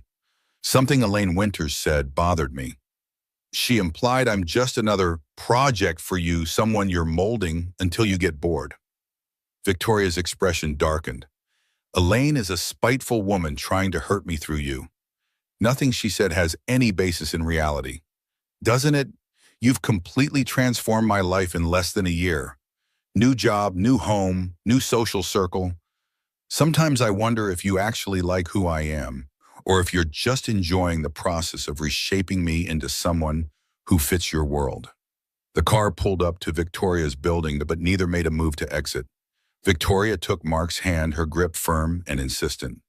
Mark, look at me. I fell in love with you, guess love, because of who you already were. A man who would dive in front of a bullet for a pregnant stranger. A father who would do anything for his daughter. A person with integrity, courage, and natural intelligence that no amount of formal education could instill. Mark was stunned by her declaration the first time either had used the word love. The job, the home, the opportunities, those aren't about changing you, Victoria continued passionately. They're about removing the artificial barriers that prevented you from reaching your full potential. You were always extraordinary. The world just didn't give you the chance to show it. Mark searched her eyes and found nothing but sincerity. I love you too, he said simply, but I'm afraid of losing myself in your world, of becoming an appendage to Victoria Sterling rather than remaining Mark Johnson. Victoria cupped his face in her hands. Then we'll build our own world together, not mine, not yours, but something new that honors who we both are. Their kiss was interrupted by Mark's phone vibrating with an urgent alert. He pulled away, checking the screen with alarm. It's the direct line from your penthouse, he said, immediately answering. Mrs. Patterson, is everything okay? The night nurse's voice was tense. Mr. Johnson, there's a situation. A man attempted to enter the residence claiming to be a maintenance worker. Security stopped him, but he had floor plans of the penthouse and what appears to be a listening device. The doorman is detaining him now. Mark's security training took over instantly. Keep all doors locked. Don't open for anyone except building security personnel with proper identification. We're on our way. He turned to Victoria, whose face had gone pale. Someone tried to breach your home. Marcus and Emma are safe, but we need to go now. The scene at Victoria's building was controlled chaos. Police had arrived and were questioning a man in maintenance coveralls while building security stood guard. Mark immediately took charge, conferring with the officers while Victoria rushed upstairs to check on the children. The would-be intruder was no ordinary burglar. The listening devices he carried were sophisticated military-grade equipment. More disturbing were the detailed notes about Marcus's schedule, when he napped, when Victoria usually fed him, even which lullabies the night nurse sang. This wasn't random, Mark told the detective grimly. This was targeted surveillance of an infant. Corporate espionage, the detective suggested. Information about Miss Sterling's schedule and routines could be valuable. Mark shook his head. This goes beyond corporate interests. This was focused specifically on Marcus. A cold realization struck him. Detective, I need to see any identification you found on the suspect. The man carried no genuine ID, but they found a receipt in his pocket from a coffee shop near the courthouse. Mark's instincts flared. Check for any connection to Robert Daniels, the man who attempted to shoot Victoria Sterling at O'Hare. The detective looked surprised, but agreed to run the check. Less than an hour later, they had confirmation the intruder had visited Robert Daniels 3 times in prison over the past month. Mark returned to the penthouse where Victoria sat in the nursery, watching Marcus sleep, her face a mask of controlled fury. Emma had slept through the entire incident, thankfully unaware of the danger. It's connected to Daniels, Mark told her quietly. The airport shooter. He's orchestrating something from prison. Victoria's voice was ice. I want him transferred to a maximum security facility immediately. No visitors, no phone privileges, the complete isolation. I've already spoken with the prosecutor who handled his case. They're expediting the transfer request. Mark ran a hand through his hair. Victoria, we need to seriously evaluate security for you and the children. Children, Victoria repeated softly. You said children, plural. Mark hadn't even realized he'd included Emma in the assessment. Yes, Emma and Marcus are both at risk if someone is targeting you through your family. Victoria stood, resolve hardening her features.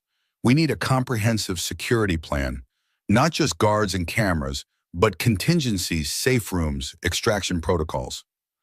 I've been working on one since the Collins financial incident, Mark admitted, but implementing it fully would require significant changes to how we all live. Whatever it takes, Victoria said without hesitation. I won't risk either child.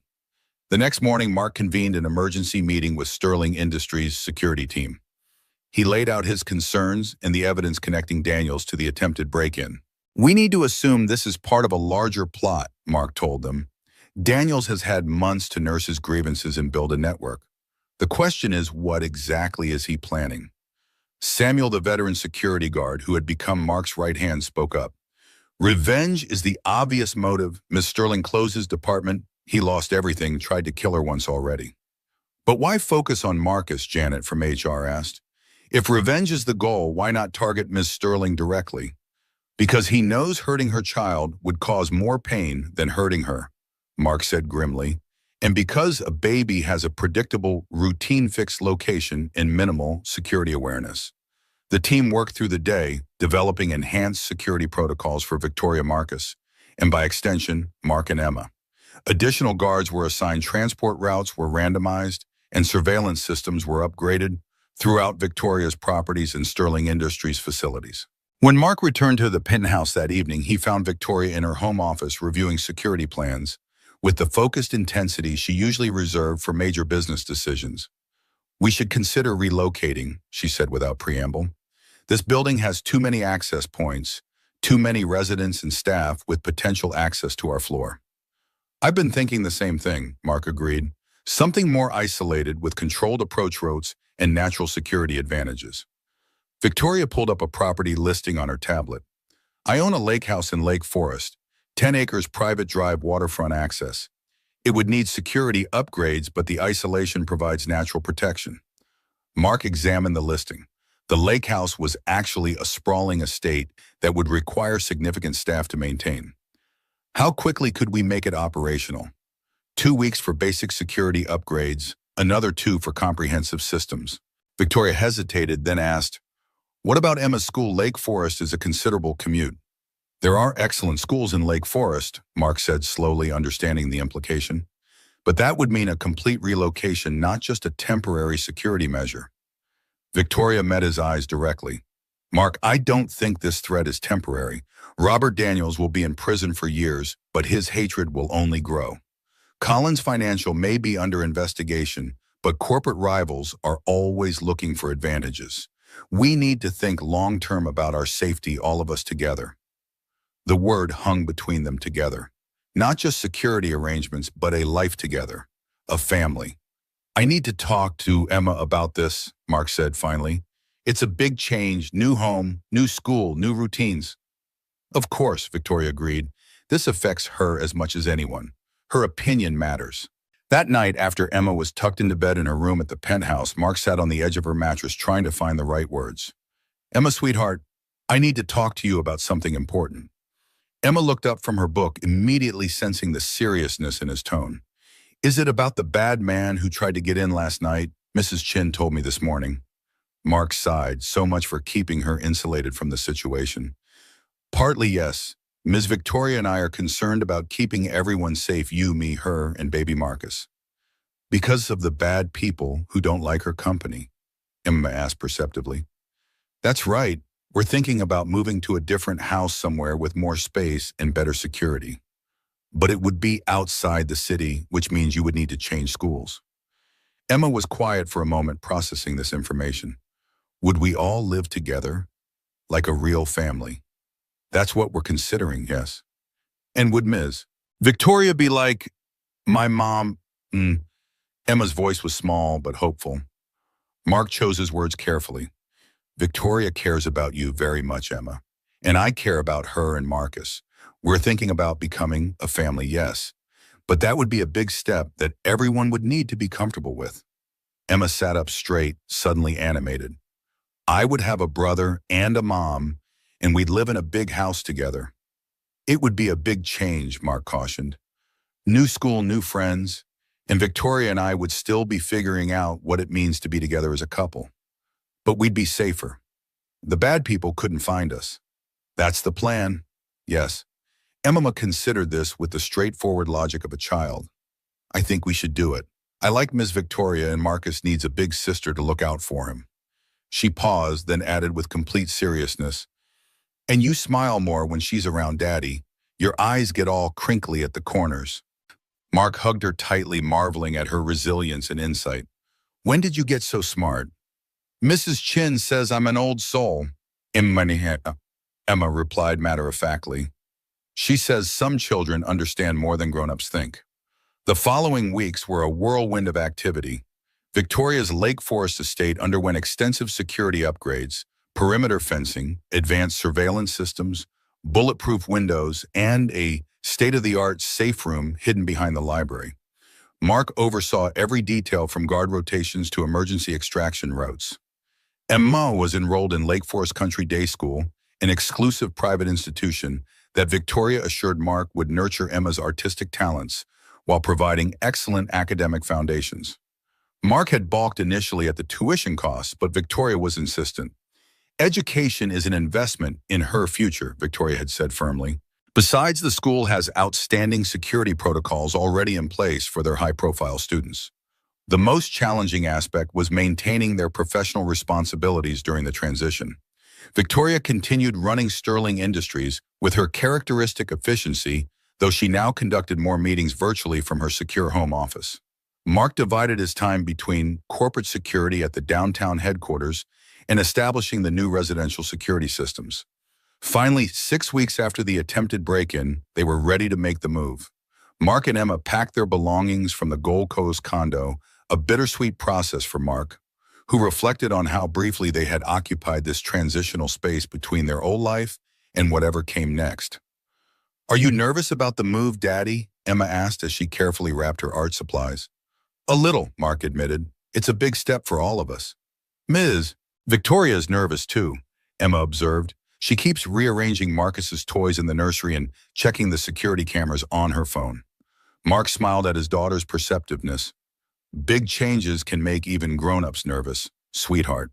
The Lake Forest estate exceeded even Mark's expectations. The main house was an elegant stone structure with large windows overlooking Lake Michigan, surrounded by manicured gardens and mature trees that provided natural privacy. A separate guest house would serve as headquarters for the security team, while a renovated boathouse provided both recreational space and an emergency evacuation point if needed. Victoria had arranged for Emma to have a dedicated art studio, a sun-filled room with professional-grade supplies, and ample wall space to display her work. Marcus's nursery adjoined the master suite with a connecting door to what would become Emma's bedroom, creating a family wing within the larger house. As they pulled through the imposing gates on moving day, Emma pressed her face against the car window in wonder. "It looks like a castle from my storybooks." Victoria, who had arrived earlier with Marcus to oversee final arrangements, met them at the front entrance. She looked uncharacteristically casual in jeans and a simple sweater Marcus balanced on her hip. "Welcome home," she said, a hint of uncharacteristic uncertainty in her voice, as she searched Mark's expression for confirmation that this massive change was still what he wanted. Mark stepped forward and kissed her gently. "Home," he repeated the word, feeling both strange and right on his tongue. That night, after Emma had fallen asleep in her new room and Marcus was settled in his nursery, Mark and Victoria stood on the terrace overlooking the moonlit lake. "This is really happening," Mark said quietly. "Us. Together. A family." Victoria leaned against him. "Are you having second thoughts?" "No, just adjusting. 6 months ago, I was counting pennies to buy soup for Emma. Now I'm living in a lakefront mansion with a billionaire CEO and helping raise her son." He laughed softly. "Life takes unexpected turns." "Do you regret it, taking that bullet?" "Never. It brought me to you." Mark turned to face her fully. "Victoria, there's something I want to ask you." Victoria tensed slightly. "That sounds ominous." "Not ominous, just important." Mark took her hands in his. "I know we've only known each other for less than a year. I know we come from completely different worlds. I know there are still threats and challenges ahead. But I also know that I love you most, Victoria Sterling, the CEO, but Victoria, the woman who sings lullabies to Marcus and encourages Emma's art and stands firm against anything that threatens those she cares about." Victoria's eyes widened as she realized where this was heading. "I'm not asking right now," Mark clarified. "It's too soon and we have too much to figure out first. But I want you to know that I'm here fully committed, thinking about a future where we make this arrangement permanent, where Emma and Marcus grow up as siblings, where we face whatever comes next together officially." Victoria's usual composure faltered, tears welling in her eyes. "Mark Johnson, you continue to surprise me. I thought I was the one who made bold, strategic moves. You're rubbing off on me." He smiled, wiping away a tear that had escaped down her cheek. Just tell me you're open to the possibility. Someday. I'm open to it, she whispered. More than open. It's what I want too, when the time is right. They sealed this tentative promise with a kiss, unaware that their peaceful moment was being observed through a high-powered scope from a boat drifting on the dark waters of Lake Michigan, well outside the estate's security perimeter. 3 days later, Mark received a disturbing update from his FBI contact. Robert Daniels had managed to smuggle multiple messages out of prison despite his restricted status. The contents of those messages remained unknown, but the timing coincided with increased chatter among several individuals, with connections to both Daniels and Collins Financial. We need to assume active surveillance is ongoing, Mark told Victoria that evening. The lake provides a vulnerability we hadn't fully addressed yet. Victoria nodded grimly. I've canceled my appearance at the technology conference next week. No public events until we're certain the threat is contained. Despite the lingering danger, they settled into a new routine at the Lake Forest estate. Emma thrived at her new school, quickly making friends and impressing her teachers with her artistic abilities. Marcus reached new developmental milestones daily, rolling over and attempting to crawl his personality, emerging as curious and determined, much like his mother. Victoria adapted to working primarily from home, conducting board meetings via secure video conference, and delegating more day-to-day operations to her trusted executives. To Mark's surprise, she seemed to relish this more balanced approach to leadership. I never thought I could run Sterling Industries without being physically present every day, she admitted one evening as they reviewed quarterly reports together. But this arrangement actually improves my strategic thinking. Less time in pointless meetings, more time for meaningful analysis. And more time with Marcus, Mark noted. And with Emma, Victoria added softly, and you. Mark's role had evolved as well. While still officially head of security for Sterling Industries, his focus had shifted to developing comprehensive protection protocols for high-profile executives and their families, a new division that Victoria was considering spinning off as a separate business entity. Your methods are revolutionary, she told him, combining physical security with psychological profiling and preventative intelligence. There's a market for this approach beyond just Sterling Industries. In late October, as autumn painted the lakeside trees in brilliant colors, their new normal was shattered by an unexpected phone call. Mark was reviewing security logs in his home office when his cell phone rang with a number he didn't recognize. Mark Johnson speaking. Mr. Johnson, this is Warden Peters from Metropolitan Correctional Center. I'm calling to inform you that Robert Daniels was found dead in his cell this morning. Apparent suicide. Mark's blood ran cold. Suicide? That doesn't make sense. He was under suicide watch precisely because we were concerned about this possibility. The circumstances are unusual, the warden admitted. We're conducting a full investigation. But I thought you and Miss Sterling should know immediately given the history. After hanging up, Mark sat motionless, a sense of foreboding washing over him. Something wasn't right. Daniels had been methodically plotting revenge for months, building a network of accomplices, smuggling messages despite high security. Suicide didn't fit the psychological profile. Mark found Victoria in Marcus's nursery reading to the baby while he played with colorful blocks on his activity mat. Victoria, we need to talk. Privately. Her expression immediately shifted to alert concern. She followed Mark to the hallway where he relayed the warden's call. Suicide. Victoria echoed his own doubt. That seems unlikely given his determination for revenge. Exactly my thought. I'm concerned this might be staged either by Daniels to throw us off guard or by someone else to eliminate him as a loose end. Victoria's analytical mind immediately grasped the implications. If it's the latter, that suggests a larger conspiracy with someone willing to reach inside a federal prison to tie up loose ends. We need to assume maximum threat level until we know more, Mark said grimly. No public appearances, restricted movement, enhanced perimeter checks. Victoria nodded, then froze as a terrible thought struck her. Emma's on a field trip today. The school took her class to the Art Institute. Mark was already pulling out his phone. I'll contact the security team assigned to the school. They have standing orders to maintain visual contact with Emma at all times. The call connected, but instead of the reassuring voice of the security agent, Mark heard only chaotic background noise, voices shouting, children crying. Agent Ramirez report status. Mark demanded, his heart racing. A breathless voice finally responded. Sir, we have a situation. Two armed individuals attempted to approach Emma's class group. We intercepted them, but in the confusion, the agent's voice broke. Sir, I can't locate Emma. She's missing from the group. The world seemed to stop. Mark gripped the phone so tightly that his knuckles turned white.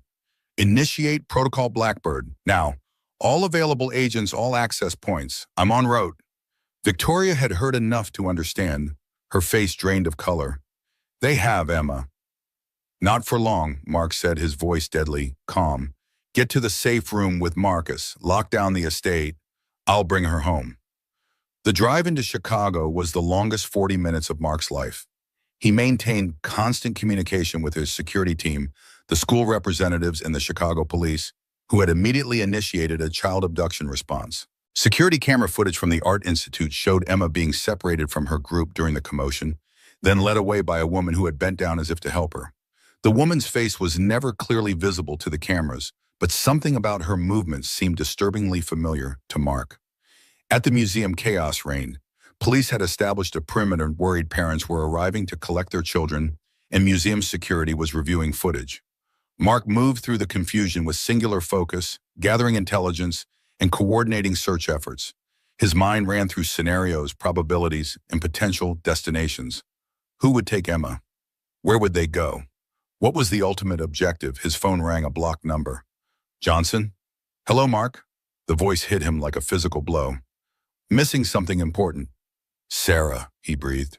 Where is she? Where's Emma? Sarah Johnson's laugh was cold and unfamiliar. Safe for now. Unlike your precious Victoria's son would have been if your security team hadn't interfered at the penthouse. Everything clicked into place. Sarah hadn't just been working with Collins Financial for corporate espionage. She had connected with Robert Daniels in prison, combining their grievances against Mark and Victoria Bape into a coordinated attack. This was never about custody for you, was it? Mark realized. It was about revenge all along. You chose Victoria Sterling and her money over your own family, Sarah hissed. You let her transform you into her puppet, forgot where you came from, who you really are. Emma is my family, Mark said firmly. The only family you abandoned years ago. What do you want, Sarah? Justice, she replied simply. Victoria Sterling took everything from Robert, his job, his home, his dignity. Then she took you and Emma from me when I wanted to reconnect. Now she'll understand what it feels like to lose someone precious.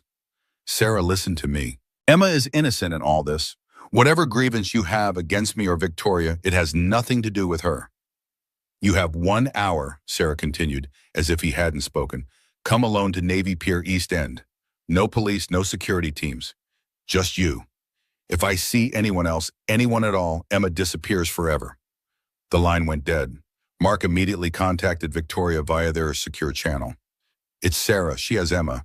She was working with Daniels. Victoria's voice was steady, controlled. What does she want? Me alone at Navy Pier in 1 hour. No police, no backup. It's a trap, Mark. You know that. Of course it is, but it's Emma. His voice broke slightly. I have to go. Not alone, Victoria said firmly. I'm coming with you. Absolutely not. You need to stay in the safe room with Marcus. Mark, listen to me. Victoria's tone was the one she used in board meetings when presenting an irrefutable argument. Sarah wants both of us to suffer. Me by losing you. You by losing Emma. This isn't just about Emma. It's about destroying both of us. Mark knew she was right. But Marcus is safe with Mrs. Patterson and a full security team in a fortress of a safe room. You need me, Mark. Sarah won't expect me to come personally. It changes the dynamic. Reluctantly, Mark agreed. Meet me at the secondary extraction point in 15 minutes. Come armed. Navy Pier was unusually quiet for an October afternoon. The tourist season was winding down and a light rain had discouraged casual visitors. Mark approached the eastern end alone as instructed, while Victoria moved into position from another angle, coordinating with a covert team Mark had strategically placed, despite Sarah's warnings. He spotted Sarah sitting on a bench overlooking the lake, her back straight, her blonde hair whipping in the wind. Emma was nowhere in sight. Where is she? Mark demanded as he approached. Sarah turned her eyes cold and unfamiliar. This was not the woman he had once loved, nor even the opportunistic ex who had attempted to reclaim Emma for financial gain. This was someone consumed by bitterness and rage. Not here, obviously, Sarah replied. Did you really think I'd bring her to the meeting point? She's with an associate waiting for my call. If I don't check in every 30 minutes, she disappears. What happened to you, Sarah? Mark asked quietly. How did you become this person? You happened to me, she spat. You and your perfect moral compass, always doing the right thing, always the hero. Do you know what it's like living in the shadow of someone like that? Always feeling inadequate, always failing to measure up. This isn't about me. It never was. It's about your choices. My choices? Sarah laughed bitterly. What choices did I have when postpartum depression was crushing me and you were working double shifts? What choices did I have when I needed help and you just kept saying everything would be fine? What choices do any of us have when people like Victoria Sterling decide our jobs, our livelihoods are just numbers on a spreadsheet to be eliminated? So you allied with Daniels, Mark said, the pieces falling into place. You found each other through Collins Financial. Robert understood what it's like to lose everything. We helped each other. Sarah checked her watch. Enough talking. You have a choice to make, Mark. Your daughter's life for Victoria Sterling's. Mark tensed. What are you talking about? Simple. Victoria Sterling dies tonight, a tragic accident perhaps, or an apparent suicide driven by the pressures of motherhood and corporate leadership. You sign a statement that you witnessed worrying behavior in the weeks prior. Emma returns safely to you. You get your daughter back. I get justice for Robert. You're insane, Mark said flatly. I would never do that. Then you'll never see Emma again. He doesn't have to make that choice. Victoria's voice rang out as she emerged from behind a nearby pillar. I'm right here, Sarah. Let's talk directly. Sarah's face contorted with hatred. The queen herself descending from her tower. How touching. Victoria approached steadily, her expression calm despite the dangerous situation. This isn't about Mark or Emma. It's about me. About decisions I made as CEO of Sterling Industries. Decisions that destroyed lives, Sarah snarled. Robert lost everything because you closed his division. Hundreds of others, too. I made a business decision that saved thousands of other jobs, Victoria countered evenly. The alternative was the entire company failing. I don't expect you to understand corporate strategy, but I never made those choices lightly. And now you're playing mother to my daughter, Sarah's voice rose hysterically, taking everything that should have been mine. Victoria maintained her composure. Emma needs stability and love things Mark has provided consistently. You abandoned her, Sarah. Then you tried to use her for financial gain, and now as a pawn in your revenge fantasy.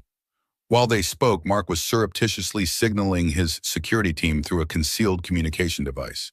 Victoria was deliberately keeping Sarah's attention focused on her, giving them time to locate Emma. Sarah reached into her purse, extracting a pistol. Enough talk. You've taken everything from too many people, Victoria Sterling. It ends today. Sarah, don't...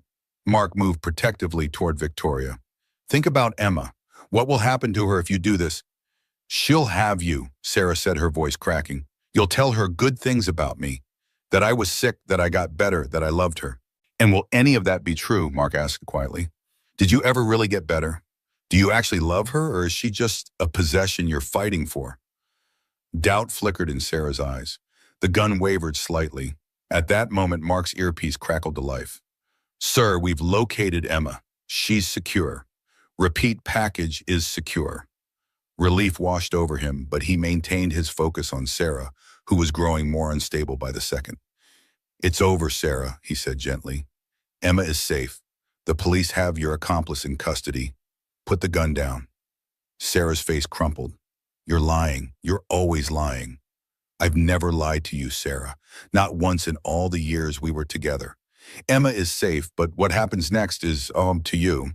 You can put the gun down and face the consequences of your actions, or you can make things infinitely worse. There's another option, Sarah whispered suddenly, turning the gun toward herself. No. Mark lunged forward, but it was Victoria who reached Sarah first, knocking her arm upward. The gun discharged harmlessly into the air as both women fell to the ground. Security personnel swarmed the area, restraining Sarah and securing the weapon. As she was led away, Sarah locked eyes with Mark one last time. I did love her, she said quietly. In my way, I just didn't know how to show it. Mark nodded, feeling nothing but pity for the broken woman who had once been his wife. Victoria touched his arm gently. Emma is waiting. The reunion with Emma was tearful and joyous. She had been found in a hotel room near the pier guarded by a former Collins financial employee who had surrendered immediately when confronted by armed security. Emma herself was shaken but unharmed, having been told only that she was being taken to see her mother for a surprise. I knew you'd find me, Daddy, she said, clinging to Mark with complete faith. You always come when I need you. Later that night, back at the Lake Forest estate, with both children safely asleep, and security doubled around the perimeter, Mark and Victoria sat in the library, emotionally exhausted but grateful. She could have killed you, Mark said quietly. When you knocked the gun away, that was incredibly dangerous. I couldn't let her hurt herself, Victoria replied. Not in front of you. That would have been another kind of victory for her, leaving you with that image, that guilt. Mark took her hand. You continue to surprise me, Victoria Sterling, the ruthless CEO with a heart bigger than she admits. Only for those who matter, she said simply. You, Emma, Marcus, my family. The word hung in the air between them, full of promise and commitment. Speaking of family, Mark said, reaching into his pocket, I know I said it was too soon, that we had too much to figure out first. But today made something very clear to me. He withdrew a small velvet box. Life is uncertain and sometimes terrifyingly short. I don't want to waste another day without making my intentions absolutely clear. Victoria's eyes widened as Mark opened the box to reveal a platinum ring with a single perfect diamond. Victoria Sterling, will you marry me? Will you help me raise Emma as your daughter and let me help you raise Marcus as my son? Will you build a life with me where we face whatever comes next, good or bad, together as a family? Tears filled Victoria's eyes, a rare display of emotion from a woman known for her composure. Yes, she whispered. Yes to all of it. As they sealed their engagement with a kiss, both were aware that challenges remained. Sarah and her accomplices would face justice. Sterling Industries would continue to have corporate rivals. Their backgrounds and experiences would sometimes create friction and misunderstanding. But in that moment, none of it mattered. A security guard who had taken a bullet for a pregnant stranger had found not just a job or a relationship, but a family. A CEO who had built walls around her heart had discovered that true strength came from loving and being loved in return. We should tell the children tomorrow, Victoria said, admiring the ring on her finger. Emma will be ecstatic. Mark smiled. She's been planning our wedding for months already. I found sketches of bridesmaid dresses in her art folder. Victoria laughed, the sound bright and genuine. Smart girl. She knew where this was heading before we did. Outside, the security team maintained their vigilant watch. Inside, a family that had been formed through extraordinary circumstances prepared to begin their ordinary, extraordinary life together, stronger for having faced the worst and found the best in each other.